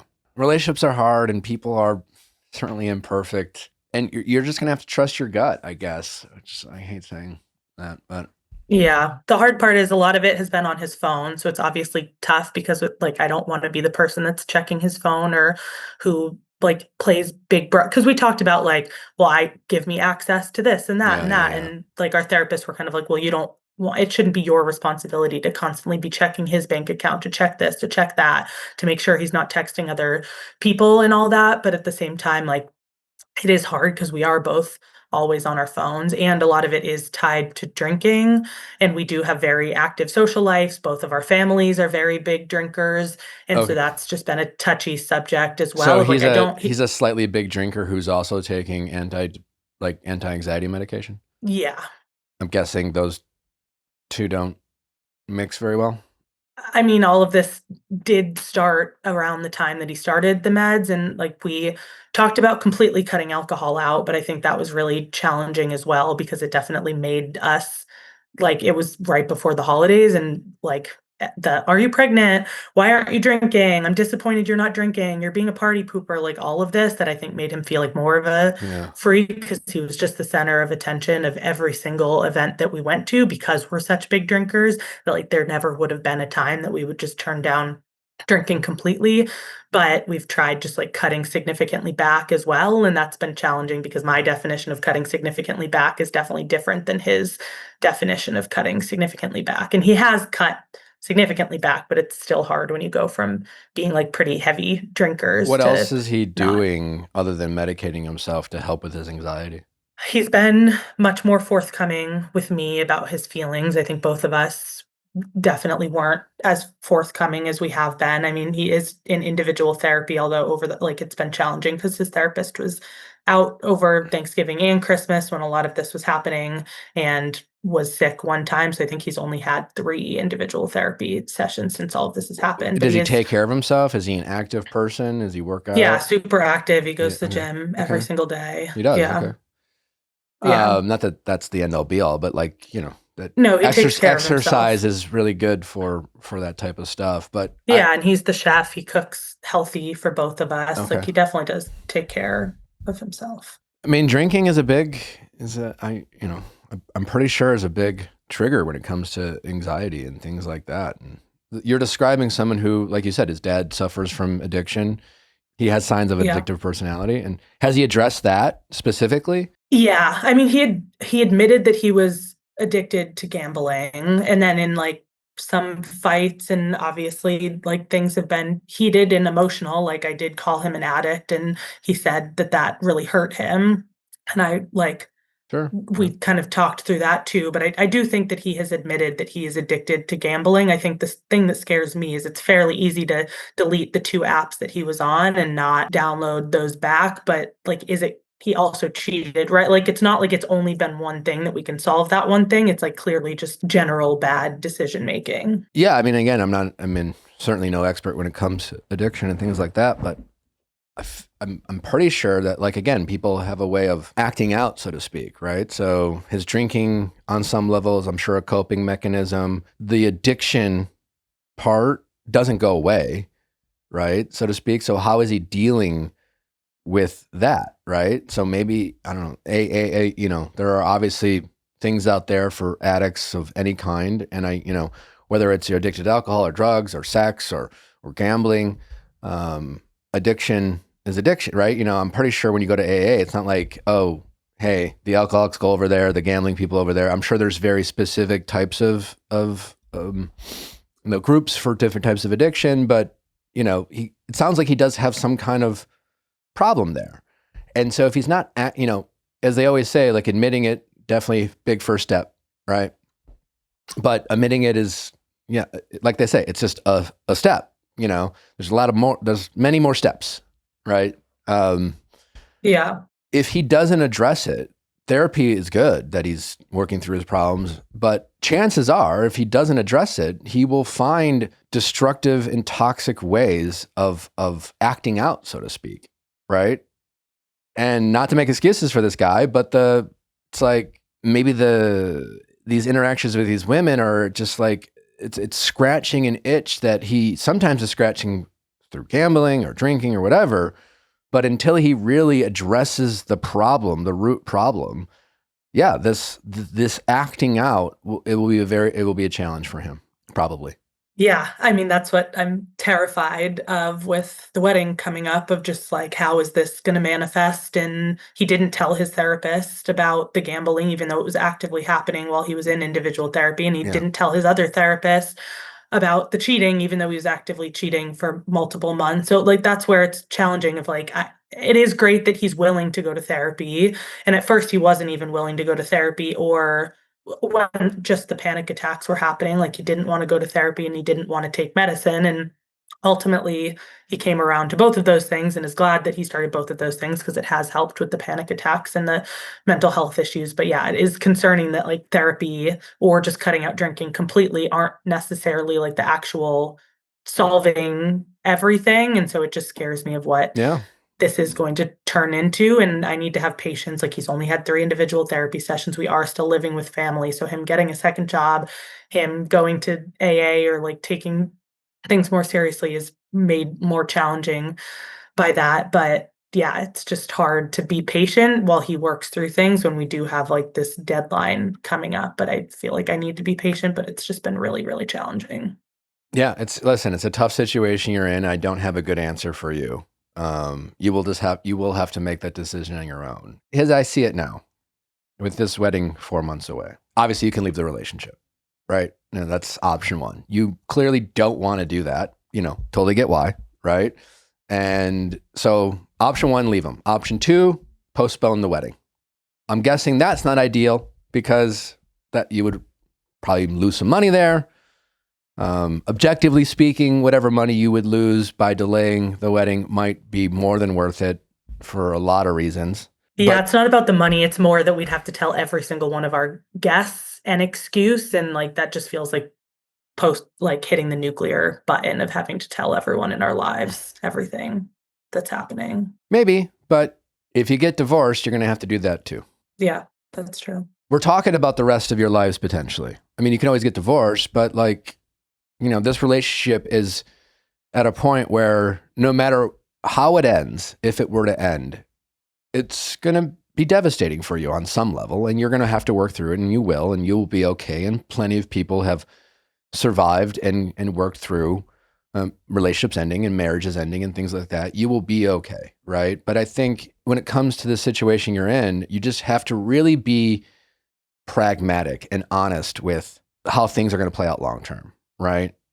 Totally get that delaying a wedding is not ideal, but objectively, it's probably the most reasonable option in terms of, okay, if the worst thing I have to do is tell all our guests that this wedding isn't happening right now, and they can gossip and they can question, and you can decide who is privy to the actual truth and who of your guests you're just like, hey, it's just not happening right now, Talk behind your back, whatever you guys deal with it. It's not the end of the world. People gossip all the time. And then you guys can, if this is a relationship that's really worth fighting for and investing in, the only people who really need to care are the two of you, right? And if you're both thinking about each other and for each other, then it makes a lot of sense to say now's not the time to put this added pressure of a marriage on this relationship that's already fragile.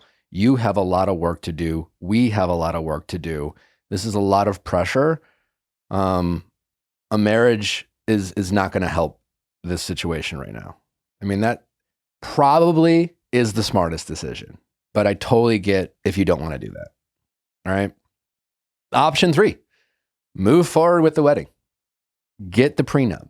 Do all the unsexy things to protect yourself, knowing that I'm going to fucking do this. I'm going to get married to this guy. I love him. He's a great guy with a lot of problems, but he's my guy. And I want to fight for this relationship.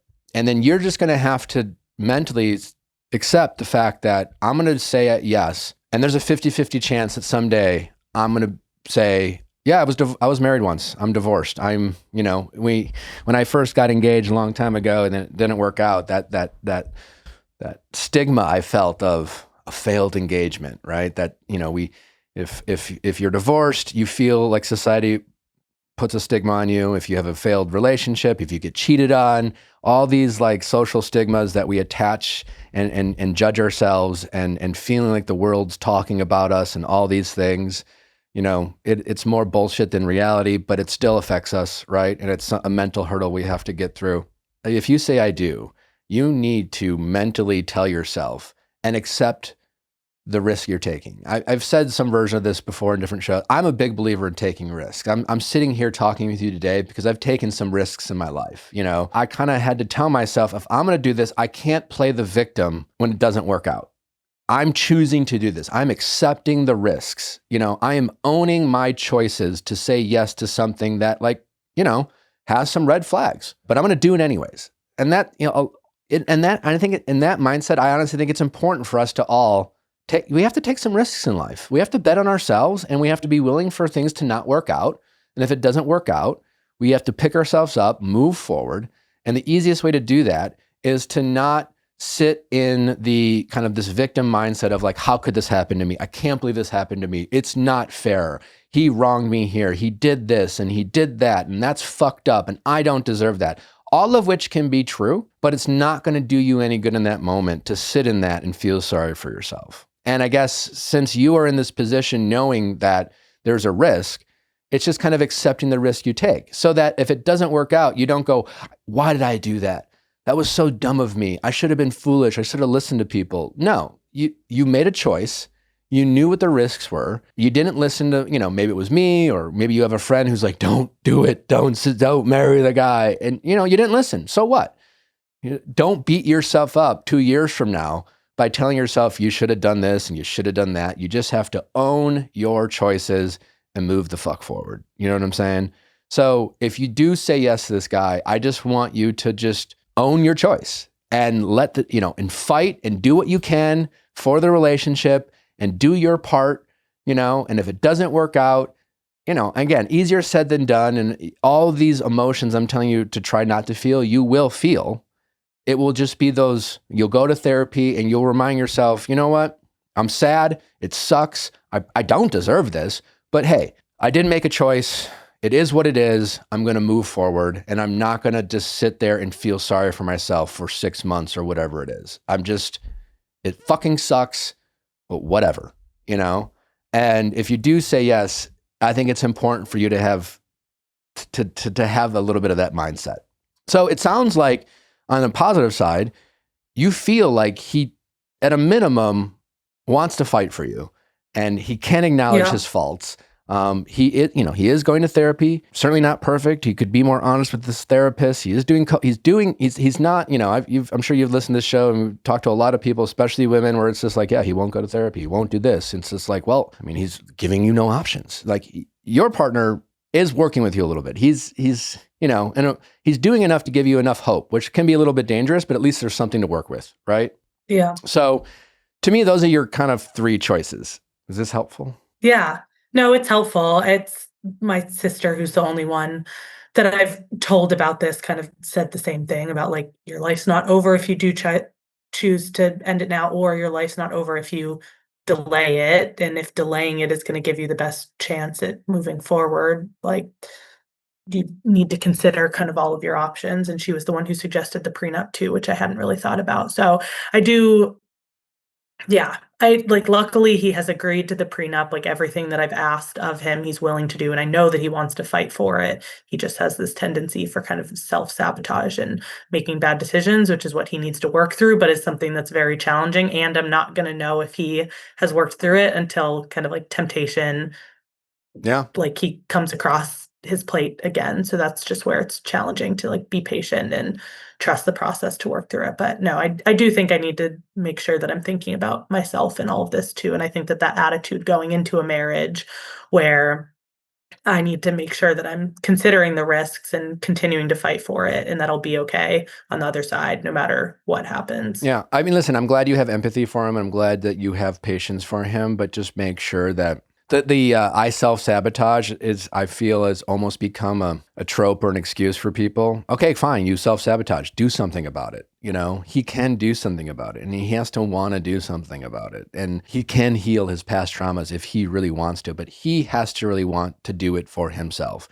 Yeah, I'm glad he's motivated by the relationship, and I'm glad he's motivated that he doesn't want to hurt you. But at the end of the day, not hurting you won't be enough. He has to want to do it for himself. He has to want to not be that person. And you have to find out what that line is about, like, not allowing it to be an excuse, you know? And I guess between now and 4 months, I think you have to have some very direct and tough conversations with him about like where you stand. And that while you do want to fight for it and you do want to believe in him, that he hasn't really given you much to work with. And if you do decide to move forward with this wedding, he has to understand he hasn't earned your trust, and he has to be okay with the fact that, you know, this person doesn't trust me, and he doesn't get to act like a victim to be like, well, it's like, how can you not trust me? You know, like, you know, it's just like, it's not fair. And don't you understand what I've gone through? And, you know, my family and this and that, and all might be true, but like, it's not fair for him to dump that all on you. You know, he has to want to do it for himself. And you have to be able to have these tough conversations that are going to sound very unromantic and make him feel like you don't trust him. And he has to be at least understanding as to why you don't, and be willing to bet on himself. It's like, it's a weird thing because that's why maybe delaying the wedding is probably, taking all feelings aside, the smartest thing, because marrying him under the conditions that you are is just a huge leap of faith, you know? You're basically going on Love is Blind and getting married after 6 weeks and hoping for the best. And it can work out. You never know. But if it doesn't, you're going to, you know, for the people who go on Love is Blind and get married, you know, if it doesn't work out and they get divorced, it's pretty easy for them to go, well, you know, they went on a show and probably wasn't the smartest thing to do that. But hey, I took a risk, whatever, it didn't work out. And they blame it on the show, and rightfully so. And they kind of, you know, and in a way, you almost have to have that mindset that like you took a huge leap of faith, but you did it in YOLO, whatever, and I'm going to move forward. And so you just have to decide which of those 3 choices is best for you. But just protect yourself and do everything you can so that if you do say I do, you know that the only thing you have to worry about is your connection.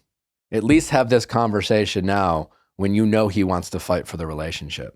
And if during that prenup process, things get uglier and he fights back and he is resistant and he plays the victim, I think you really need to pay attention to that. And maybe that will be a sign that maybe this marriage shouldn't happen. Does that make sense? Yeah. I mean, he really needs to accept the role he's played into why you would be having these conversations and saying these kind of things that will be hard for him to hear and accept 4 months leading up to your wedding. Yeah.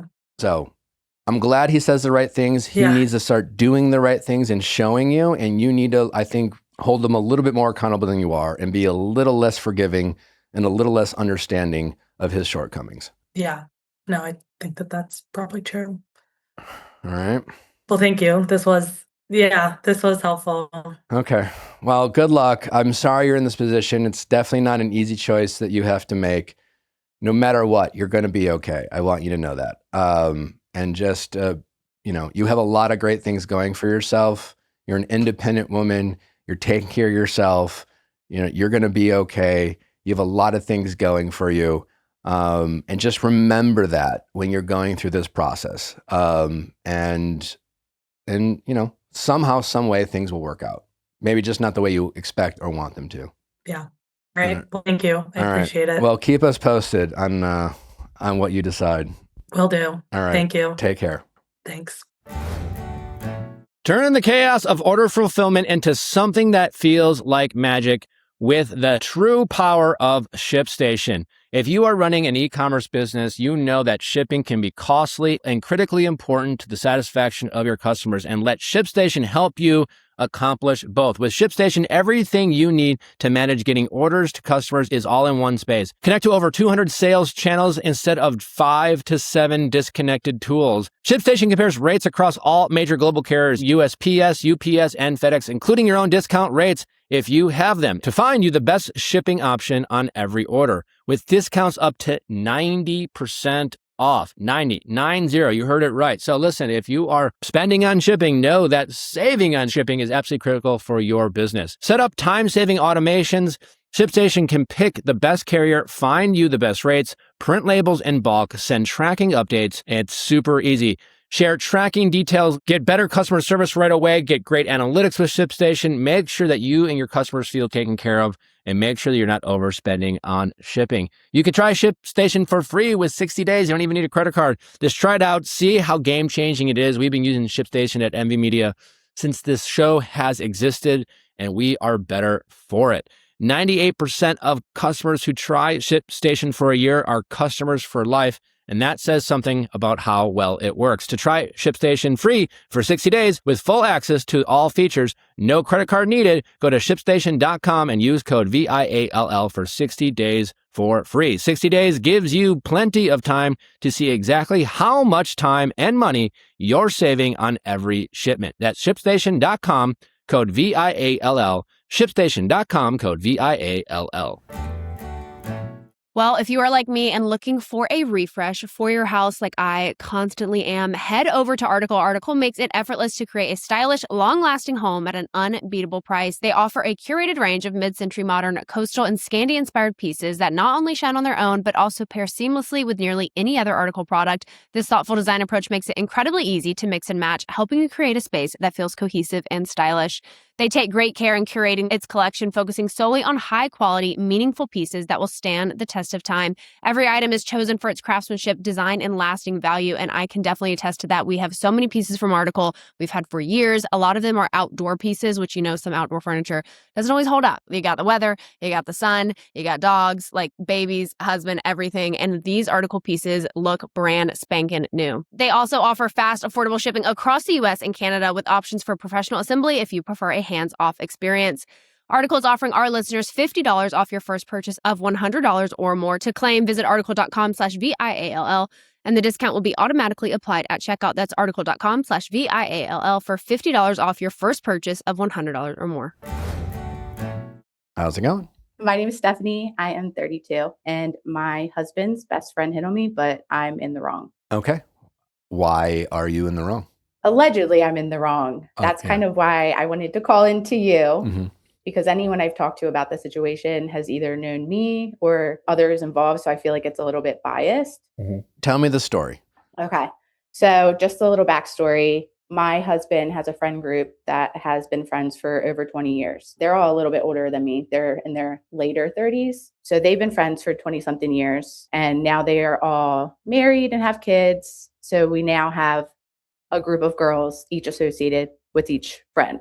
One of his friends, which is one of his best friends, this actually goes back quite a bit, but it boiled up this past summer. So his best friend, this was about 2.5 years ago. I, like most millennials, I love boomerang selfies. I'm big on taking boomerang selfies. So my thing I like to do is like, I'll take a boomerang selfie of like cheersing my glass of wine, also a wine lover. So I did that. I did like a boomerang selfie. I was in my pajamas, but like totally innocent. It was mainly like neck up. And I posted it on my story. And then I received a reply to that story from his best friend. And he said, "Damn girl, you look good." So I was thrown off by that a little bit. His best friend said that. Yes. Okay. And mind you, it's a very large friend group. So there are some of the boys in the friend group that I am closer to than others. But him and I just don't have that kind of relationship together. So It was a little weird. What did you do immediately after that? I showed my husband. I was sitting right next to him. Okay. And also, this was 9 or 10 o'clock at night. So I feel like that makes it a little more weird. In my mind, I was like, maybe he's drinking because that's a weird thing to Either say. way, it's weird, but Yes. the best thing you did in that moment was immediately show your husband. Be like, oh my God, what the, okay. Yes. So I show it to him and he goes, well, that's weird. And he sits on it for like a couple seconds. And he's like, actually, that's really weird. And I don't think I like that. And I didn't like it either. It made me feel weird, which is why I showed it to him. So then after that, I screenshot it and I sent it to 2 of the girls in the group that I was close with. And I was just like, hey, I got this message response and I feel like it's weird. Am I overthinking it? Trying to get other people's opinions. And they agree. They're like, no, 100%. That's a weird thing to do. How much conversation did you and your husband have about his feelings about this and your feelings about this before you screenshot it and reached and included 2 other people in the group? It was within like the first 10 minutes we discussed it. So without knowing anything else, yes, the first thing you did, amazing. That's what I would have done. Right thing to do. 10 minutes later, I feel like that was a huge mistake because then now it just becomes gossip. Yep. And now you are basically allowing other people to control the narrative. And you and your husband at that point haven't even had a chance to fully digest what just happened. Yep. The potential betrayal of his friend, how you're both feeling. This is a weird thing that happens. And it's weird, right? Your husband, no doubt, probably had a million questions. Why did my friend do this? This is probably a guy he's been friends with for a long time. Never thought he would do this. Not that you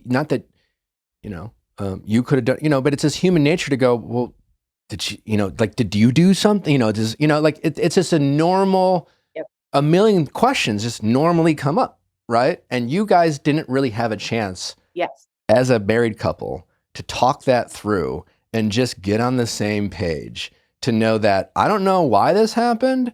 Yeah. We're good. We both think it's fucked up. And what are we going to do to address this discomfort that just happened in our friend group? Yes. And you were like, yo, girls. I was. All right.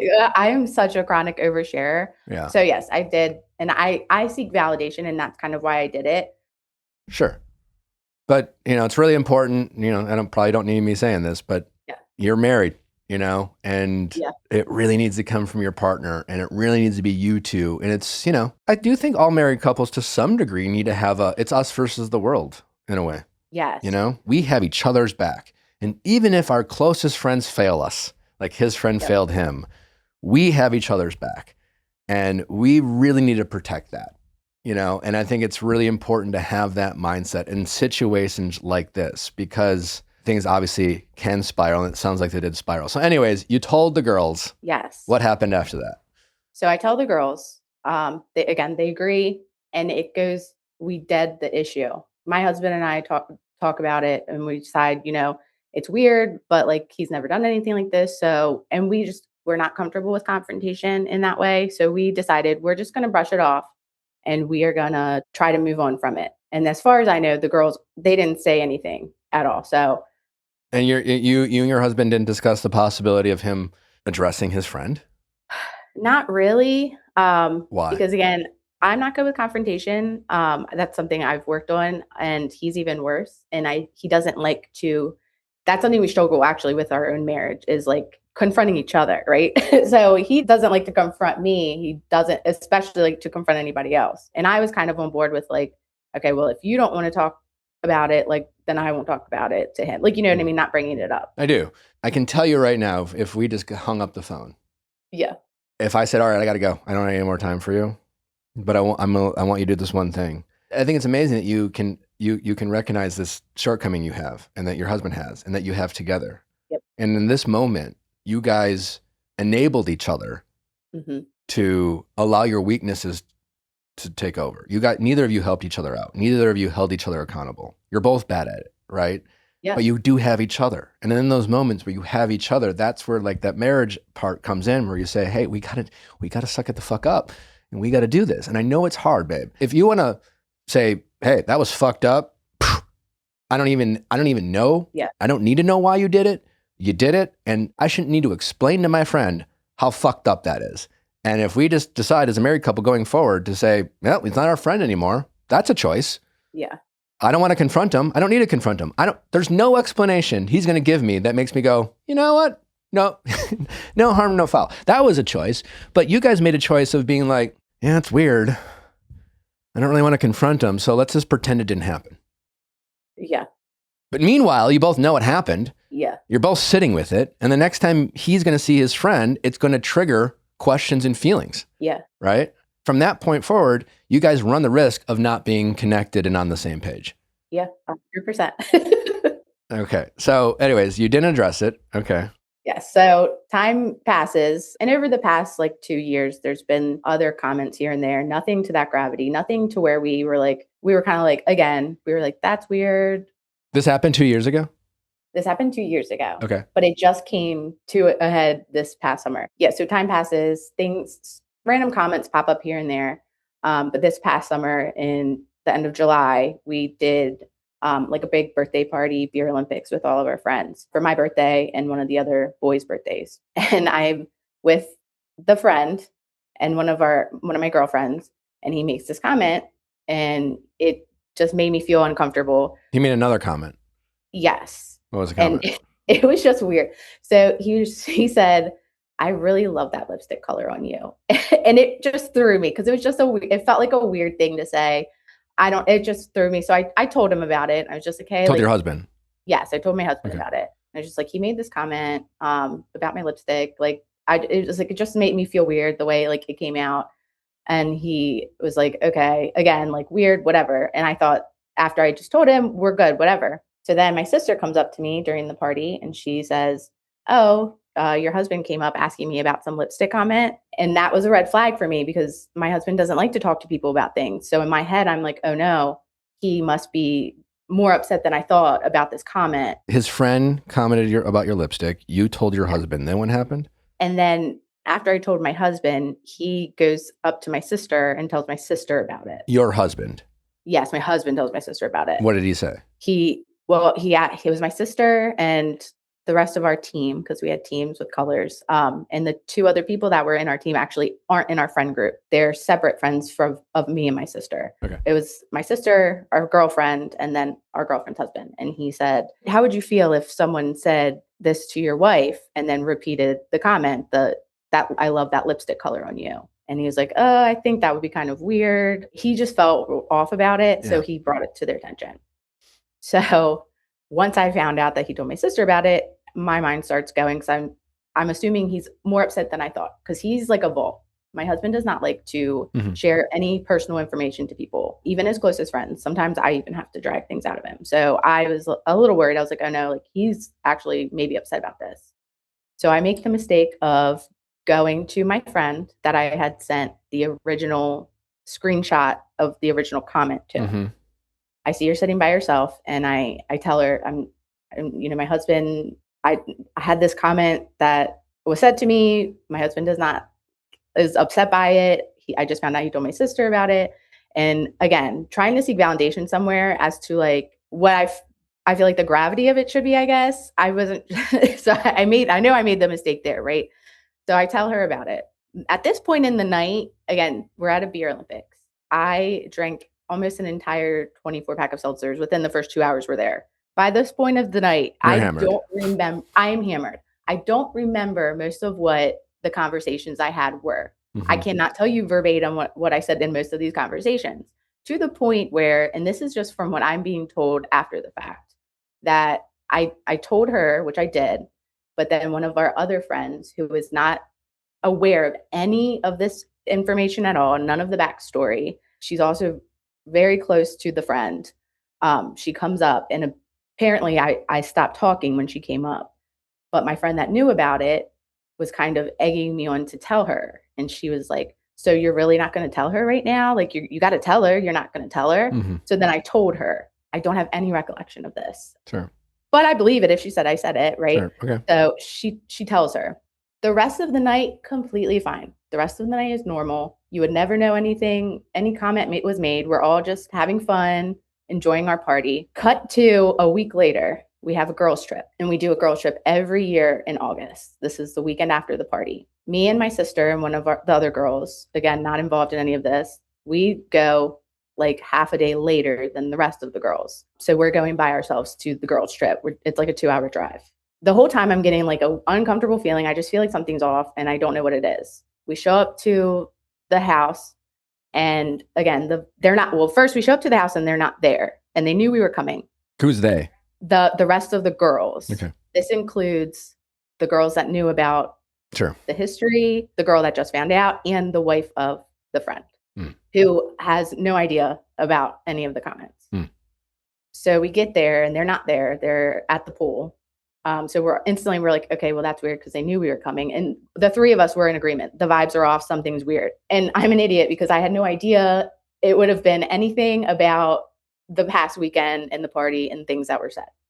So the weekend, a day and a half goes by. Again, everything's fine, but like something feels off. And the wife of the friend is like cold shouldering me hard. And in my mind, I'm like, I have no idea why. I really had no idea why. I'm like, how? Yeah. More so how, yeah. But it didn't in my head. No, but I'm asking you how did that not register for you? Because in my mind, I told two people. I don't remember the one I told, but I remember telling the girl that already knew the information. And in my mind, she never said anything about what I sent her 2 years ago. So in my head, I was like, okay, like she wouldn't do that because why would she want to do that? Sure. I had no idea. Idiot. I'm an idiot. And also I was very hammered at that party. So like half the people I talked to, I don't remember. I'm assuming the next day after that incident, you and your husband didn't really talk about what happened? No. When we talk about like the comments, he more so is just brings it back up and then is like, I really don't like that. And then it kind of goes dead again. I'm always in a place of like, well, these are your friends, right? I kind of got married into it. So like whatever you feel comfortable doing is what we will do. So we just did it and tried to move on. All right. So now you're getting the cold shoulder from wife. I'm getting a cold shoulder from wife. Don't know what's going on. One of the mornings we're there. I wake up and it's the wife. And she asks if she can talk to me outside. Still, I have no idea what we're about to talk about. No idea? No idea. Okay. I tell you 100%. The thing about this friend group is we all have things with each other. There's so many of us that maybe don't like a certain person, have issues with a certain person.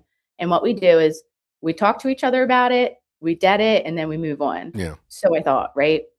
Which is why I had no worry about it because I was like, well, I told her 2 years ago and she didn't say anything. So why would she say something now? Well, it turns out it was the friend that knew nothing about any of it that I was told that I told at the party. The friend that... Yeah, who heard it secondhand. Yes. It was her that ended up telling the wife. Going to the wife and the husband and telling them about it.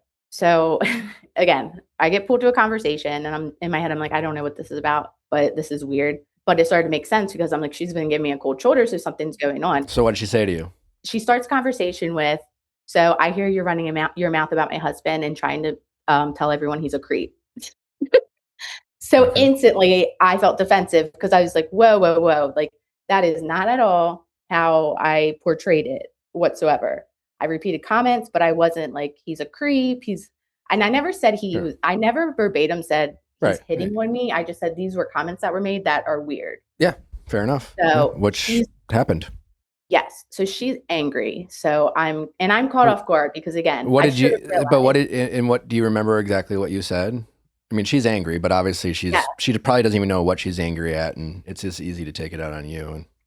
And she's hearing it from other people. So she doesn't really know. Yeah. So she tells me that and I'm kind of like, whoa. I was like, that is not at all the situation. I said, I was like, this is what happened. And I repeat to her all the way back to the screenshot from the story that he replied to, which I offered to show, but she was actually already shown that screenshot before she talked with me. So she was shown the screenshot. Yes.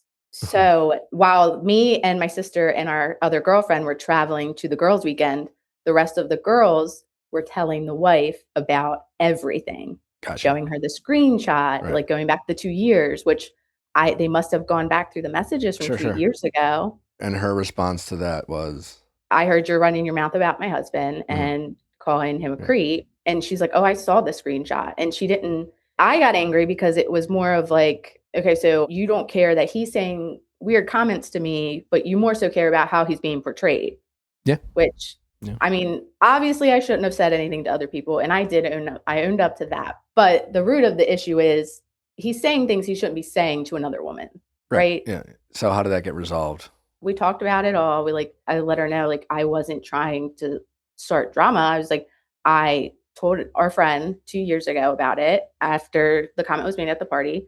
I went up to that same friend, specifically that same friend, because I knew she was one of the only people who already knew about it. Yeah. And I told her about it. Well, the wife doesn't like this friend. So that also caused an issue too. They have their own set of issues. Okay. It's a whole mix of things. So in this conversation, I still didn't know that it was the friend that jumped into the convo that had said anything. I assumed it was the friend I had told 2 years ago. Okay. And I kind of irrelevant, but yeah. So, well, she knows that that's what I thought, right? But I'm just curious, how did things end when you spoke your truth and you were just like, it wasn't my intention, but nevertheless, this happened and this happened, both of which made me feel a little uncomfortable.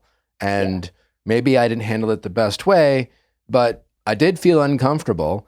And I obviously communicated that to my husband. I told a couple friends, maybe I could have handled that better or differently. Nevertheless, it did happen. Yeah. And it did make me feel uncomfortable. I'm assuming you communicated that. I did. Okay. And then, and what was her response to that? Her response was, I would hope you would know he would never try to intentionally do anything like that. We actually found out about this a few days ago. He's been eaten up by it.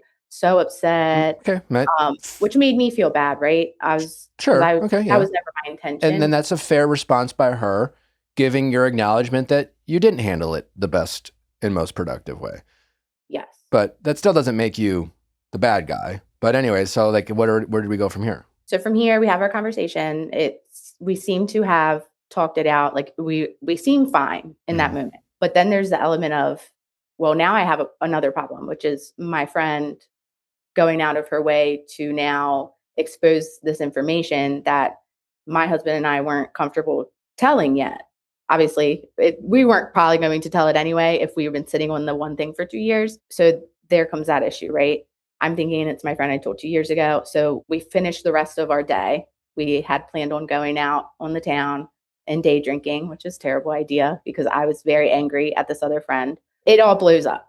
So I'm kind of giving her the cold shoulder the rest of the day. And then I guess while we're drinking, I start saying making comments towards her or something.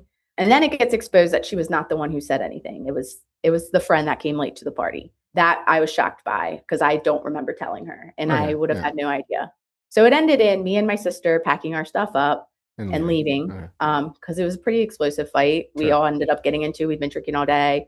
Everyone's mad at everyone. Everyone has their own version. Everyone has their own truth. Yes. And everyone feels like they didn't do anything wrong. And everyone's mad. Yes. Okay. So explosive fight. We leave and we don't talk to anybody for 2 months.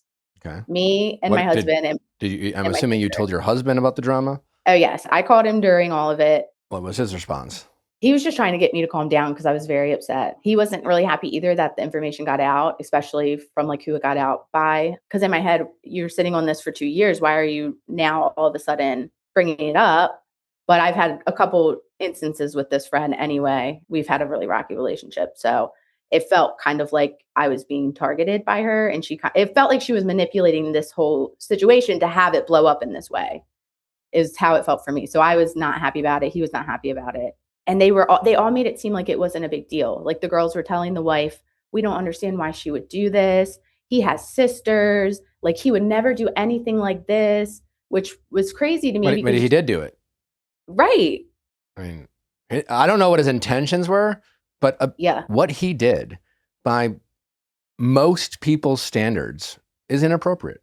Yeah. Yeah. I know it's inappropriate, and everyone I've talked to is and they agreed, and I agreed too. This conversation started being hey, my husband's best friend flirted with me and I'm the bad guy. I didn't ask. I kind of assumed that you were the bad guy to your husband, but it doesn't sound like that's the case. No. Who are you the bad guy to? And what are you trying to resolve and figure out? To my friends, the wife who hates me now. Okay.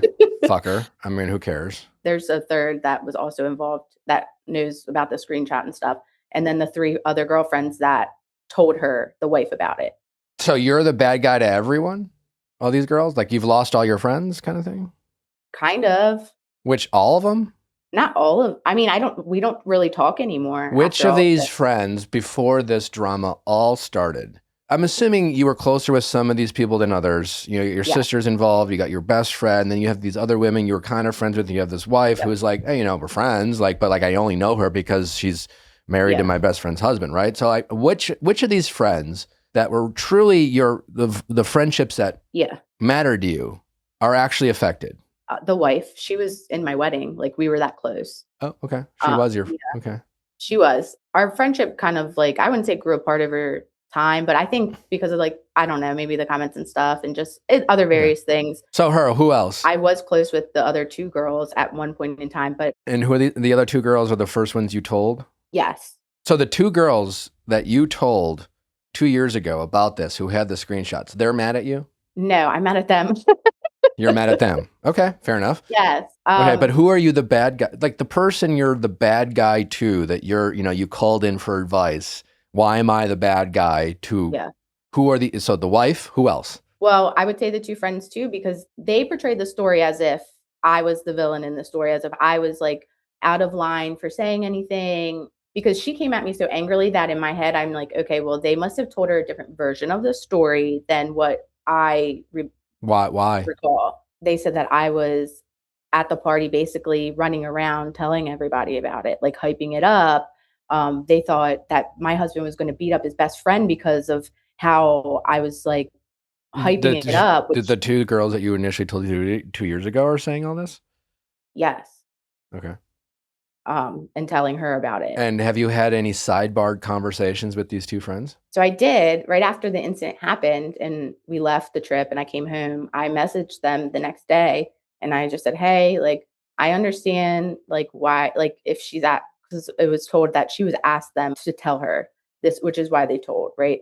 She said, I need to know more information, like asked questions. They were answering the questions, portraying it a little differently than it was, but they were giving. And I said, hey, I understand, like, if she's asking you questions, like, that's fine. I said, but I'm hurt that this came out and not from me or my husband. Mm-hmm. I'm hurt that you guys told my story and I was not okay with that. They apologized and we left it off on good notes. I'm a very forgiving person. So, and I don't like trauma. And I try to step outside and always think like, okay, if I had someone's wife coming up to me, asking me these questions, like I would probably do the same thing. So I wasn't mad at them for that. Like, I understood where they came from, but I wanted to let them know, like I felt blindsided by it all. Like, sure, but I guess from the point you sidebarred with them, you spoke your piece, and you said we were kind of fine at that point. They were like, they understood you were coming from. You felt like, yes, okay, yes. And then what happened after that? So about a month after that, I still haven't talked to the wife or the husband. We decide that they're going to come to my house and have a conversation. Just me, my husband, the best friend, and the wife.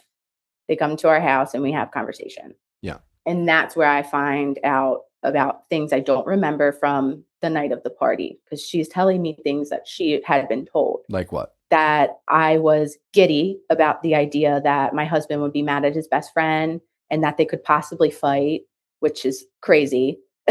And what was your response to that? That's crazy. And I told her, I said, listen, I was very drunk that night. I was like, I might have been animated in my storytelling, but there's no way that I would have ever been championing for them to be in a fight. That's not my MO. And did you say some version of like, listen, again, I was drunk. I can't sit there and tell you what I did or didn't do because I don't remember. It seems like you said out of character for me to do. It doesn't sound like I did. But if I did, if I even gave that impression to anyone, I'm sorry, because what I can recognize is that I probably could have handled this situation better. But like, this all started because something inappropriate happened. Whether his intentions were, I don't know what his intentions were, but like, did they ever really just own that? So I would say the husband was a lot more forgiving and understanding of the situation. What do you mean forgiving? Did he own? Like, did he own? Like, he was more understanding of where I was coming from. He didn't take it as me trying to like defame his character. Did he ever apologize to your husband? One. He did. He did. Okay. He said, I apologize if it was more so of an apology of like, I'm sorry it came across that way. You know what I mean? Okay. Like, well, it was more so, sure. It was an apology, but also I think they were more so just worried about his character and trying to fix that. That's how it felt to me. Because it was a lot of like, they definitely apologized, but then it would backtrack to various other things. Like he asked me because the time that he had messaged me, I was postpartum, and he asked me, well, when this happened, was it around the time that you had the baby? Kind of insinuating that maybe my hormones. So he's blaming your hormones. That's crazy. Like he asked me that, and That's crazy. It was things like that. So it was like there'd be an apology, but then there'd be like comments like that. So then it left off in a weird spot of like we're okay, but there's definitely still underlying things. Mhm. You know what I mean? Yeah. And I did apologize for my part because I said, listen, I 100% know I realized I shouldn't have told anybody. Like totally understand that. And their thing was more so who I told versus like telling, because I told someone they're not very fond of. So how did that end? We ended by just agreeing to kind of let bygones be bygones. We talked through it all. Like he apologized for his part. I apologized for my part. Obviously the wife didn't have anything to apologize for, right? And my husband either. And it kind of just ended like, okay, we're going to kind of move forward from this. How is your husband's friendship with his friend these days? It's definitely different. Okay. They still talk, but they definitely don't talk as much or hang out as much as they used to. And we've been to 2 group events since, and they were very awkward. Sure. Yeah. More so towards me and my sister, because my sister kind of, I guess, I don't want to say like banded with me, but she kind of kept her distance from some of them too. She had your back. She had your back. She had my back. Yeah. So it's been kind of awkward. The wife, she won't even, we have kids that are friends with each other, which makes it a little more weird and difficult because they're very close, like cousins, basically. So she won't even message me if like she wants my kids to come over, or like if her kids want to hang out with my kids, she won't even message me. She will go right to my husband. Like she won't really talk to me. It's just awkward energy. So like obviously she's upset. How long ago was this conversation between the 2 couples? It was in September. Okay. All right. It felt like it was kind of like a Band-Aid on it. You know what I mean? And that kind of brings us to present day, so to speak. Yes. What can I help you with? I just wanted to get another perspective, kind of like, obviously I know where I was in the wrong, but it feels like, because it's still lingering, that I keep questioning, I'm like, if I'm a terrible person or not. I don't know. And I don't know where I should go. Like if I should try to salvage these friendships, or if I feel kind of betrayed in a way too, because I feel like people taking something that made me feel uncomfortable and then announcing it and telling their version of it really didn't hit me the wrong way. And now they're acting like I'm the bad one because basically it felt like they were saying that I'm like stirring drama and trying to just start drama. Right. Mm-hmm. And for me, it's not that. Yeah.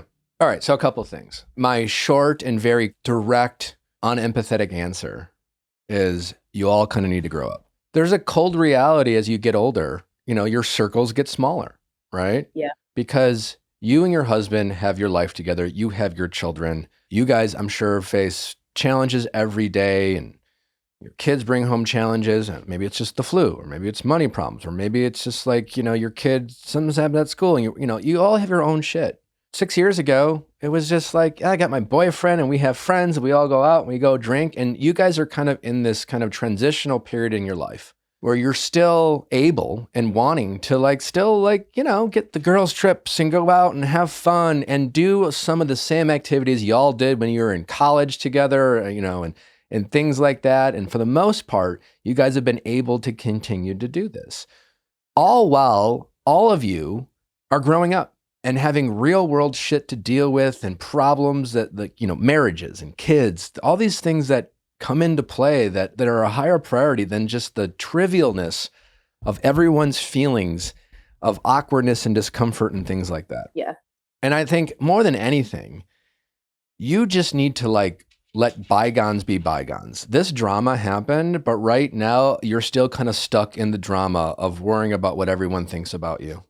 Yeah, I am. Sure.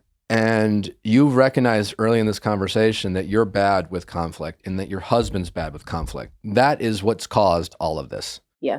You and your husband didn't get on the same page, and you and your husband didn't address as a couple how this situation made you feel. And you two didn't address as a couple how you guys were going to move forward as a united front, knowing that you were on the same page. You probably should have encouraged your husband at that point to talk to his friend in a way that wasn't aggressive, but just be like, yo, what's up with that? Yeah. That didn't include the girls gossiping, you know, and like, yeah, you're mad at your friends and they definitely could have done something differently, but like you know, like, what did you expect? You know, like this is what people do when it comes to drama. It's a silly drama, right? And none of it really matters. And I guess you just have to decide which of these relationships are really meaningful and important. Yeah. I hope the answer is, well, the only one that's really meaningful is my relationship with my husband. Yeah. You know, and I love having my friends, and my friends are important, but at the end of the day, I got my kids, I got my husband, and that's all that really matters, you know? And friends come and go, and you guys will continue to make more friends as your kids grow up and go to different schools and join activities. You will make other friends through their friends. Right now, you are dictating who your kids are friends with. You're like, hey, our friends have a kid around the same age. So you guys are going to be friends in a way, right? It's like you said, you referred to cousins, right? It's like, well, you know, 100%. You know, my siblings have kids right around the same age as my daughter. They're going to have a relationship because they're related, right? How much they really like each other, do we really become friends after that? Oh, time will only tell, right? But you are dictating who your kids are friends with. As your kids get older and they go to school, they will start dictating who you're friends with, right? You know, when our daughter goes to school, she's going to be like, oh, I'm friends with so-and-so. And then be like, all right, do you want to, and then we'll meet their parents and then we'll decide, oh, they're cool. Yeah, we should invite them over for dinner. We should go hang out, you know? So like, that's going to happen. And your friendships will continue to evolve, especially and hopefully, as long as your kids and your husband and your family is really the only priority. And that's not to say that you can't be a good friend. It's not to say you can't show up for friends when they need you. The days in which you woke up and called up your friend and was like, what are we going to do today, are over. In my 20s, even when I had a girlfriend, me and my buddies had like a Madden tournament. That was like a big deal to me. Yeah. And it was like my Christmas morning and I fucking loved it. I mean, I miss it. And I think about those times, those were a great time in my life. But like, you know, I had the luxury of only having a girlfriend and I could care about something as stupid as a Madden video game tournament among friends. And that was my world. You know, that's not my world anymore. I don't have time for that shit, you know? So there are days it'd be like, oh, that'd be fun to do, but like, nah, not over like being a good dad or a supportive husband. And like, I just don't have the energy or time for other people's bullshit. I don't have time for it. And you guys have a little bit of time for it that you, and instead of choosing not to partake in the drama, you lean into the drama. Yeah. This was kind of my wake up call of that, right? I think this was kind of my moment of, okay, maybe I do need to take a step back because we spent a lot of time together with this group. Like we were seeing each other almost weekly. That's how it was a lot. And I did find like removing myself from a lot of that, I actually felt like a weight was lifted. I had more space up here to think about other things. You know what I mean? But you just saying all of that, really hearing it from somebody else, like puts it into perspective, right? Like, cause you're right. My husband and my kids, that's my priority. What do I have time else for, like what little time I have, right? So I appreciate that.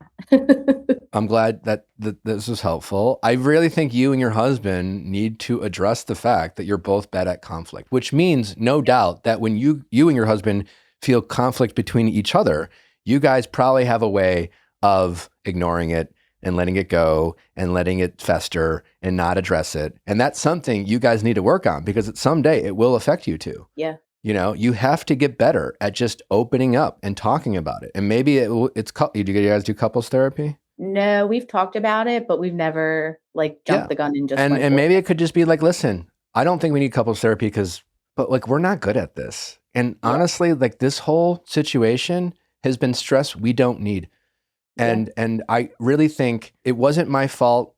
He sent me this, you know. Yeah. You didn't do really anything wrong. But yeah, we as a couple, I think it'd be good for you guys to recognize we didn't help ourselves out the best. We didn't, as a couple, come together to make sure that this situation didn't bubble up to the way it did. Yeah. And you guys just didn't sit down as a couple to say, like, what are we going to do as a couple? How let's just get into our feelings. And again, sometimes a good couples therapist can help with that because listen, like, as you know, marriages are hard. And like when you're both stressed, it's really easy to be, even as a married couple, to just be in your thoughts. And, you know, a lot is said without being said, you know, and it's hard to open up. And you recognize your husband's not good at that. And you're not good at that. So it's hard for you to get your husband to be good at that when you're not good at it yourself. Yes. So as a couple, acknowledging that and saying, we could both use some help because if nothing else, I just don't want this stupid bullshit to come between us. And the next time this happens, I just want us to be better at us communicating our feelings, because the only thing that really matters is that we're on the same page, that we feel connected, that when we feel a little rattled by something that happens that maybe that's outside of our control, it doesn't come between us. And if we have to address somebody or something, we are good at just talking about it first and making sure we're on the same page, and then encouraging each other to the thing that we know we're not good at, which is like, hey, I think you need to talk to him. And let's just try to like do what we can to make sure this doesn't blow up. It doesn't sound like you were deliberately messy. It was just, you didn't know what to do. You didn't know how to talk to your husband about it. So you told your friends, you recognize you need some validation. All you need to know is that your husband knows that you didn't do anything. Yeah. The only validation you should really need is from your husband. Now, again, that's in a perfect world, and it is important to have friendships, and you know, I'm not saying don't have friends, but so going forward, I think you need to stop worrying about what everyone thinks about you in this friend group, and then really slow down. Obviously, you have your sister and your closest friends, and then as far as the relationships that you hope to mend, you probably can mend, but it's going to take a little time. Yeah. You know, and if your husband really wants to build back his relationship with his friend, he's going to have to work through that conflict. He's going to have to ask, you know, get a beer with him and be like, yo, dude, I know that was all fucking weird, but like, again, just between me and you, I'm sorry, man. Like, I thought that was a little fucked up that you questioned my wife's, you know, hormone. Like, again, I don't know what the reason, and I don't think you maybe had the wrong intentions, but you need to recognize that, like, that's just weird. You don't do that, you know? Yeah. But again, it's up to your husband to try to address that, but he has to get better at conflict, and he needs that support from you. But like, it you know, at the end of the day, maybe he's just like, I don't know, man, like, we were friends. I mean, my closest friends that I grew up with, I'm still lifelong friends. We don't talk every day. We don't talk every week. Yeah. I don't have time, you know? I got shit going on. And I think that will be the new norm. And then when it comes to the relationships that really matter, you guys will just have to figure out what you have to do to solve those relationships, while at the same time recognizing there's only so much you should do. Because at the end of the day, none of these friendships are really like, they don't matter in a way. Yeah, no, I think that's what I was struggling with, right? The drinking buddies. Yeah, honestly, that's pretty much what we do when we get together. So you know, that's the thing. You recognize that why are we friends? Well, we're friends because we're someone to go on trips with, people to go out to bars with, have a good time, game night. These are all fun. Yeah. Don't get me wrong, but are they necessary? Are they important? Do they feed our souls? You know, do they help us be better parents? Do they help us be better partners with each other? A lot of those answers are no. Yeah. You know, so when those answers become no, and then it causes more disconnect and drama than it does just fun, then you realize that maybe we've outgrown that part of our life. I mean, there's a certain part of reality that maybe that's just the answer, is that this drama made you guys recognize that, like, the times in which we all we did was have fun with our friends and drink and have a good time, life's a little more complicated for you guys now. Yeah. Yeah, no, I agree. I think I've been figuring that out. Hearing it from someone else that has no association, it hits harder. You know what I mean? You saying that, definitely 100%. I'm glad this was helpful. It was. Thank you. Your priority is your family. Your priority is your husband. And I encourage you and your husband to acknowledge that you guys have a lot of work to do when it comes to conflict resolution. And if you don't, it will affect your relationship at some point. Yeah. And being proactive and getting the help of someone like a couples therapist who can help you guys work through that while you're not experiencing some great disconnect is a really great time to address that weakness that you both have. Yeah, definitely. Cool. Keep us posted on how things play out. We'd love to hear it. Definitely. Thank you so much. My pleasure. Awesome. Take care. You too. Thank you. All right. Bye-bye.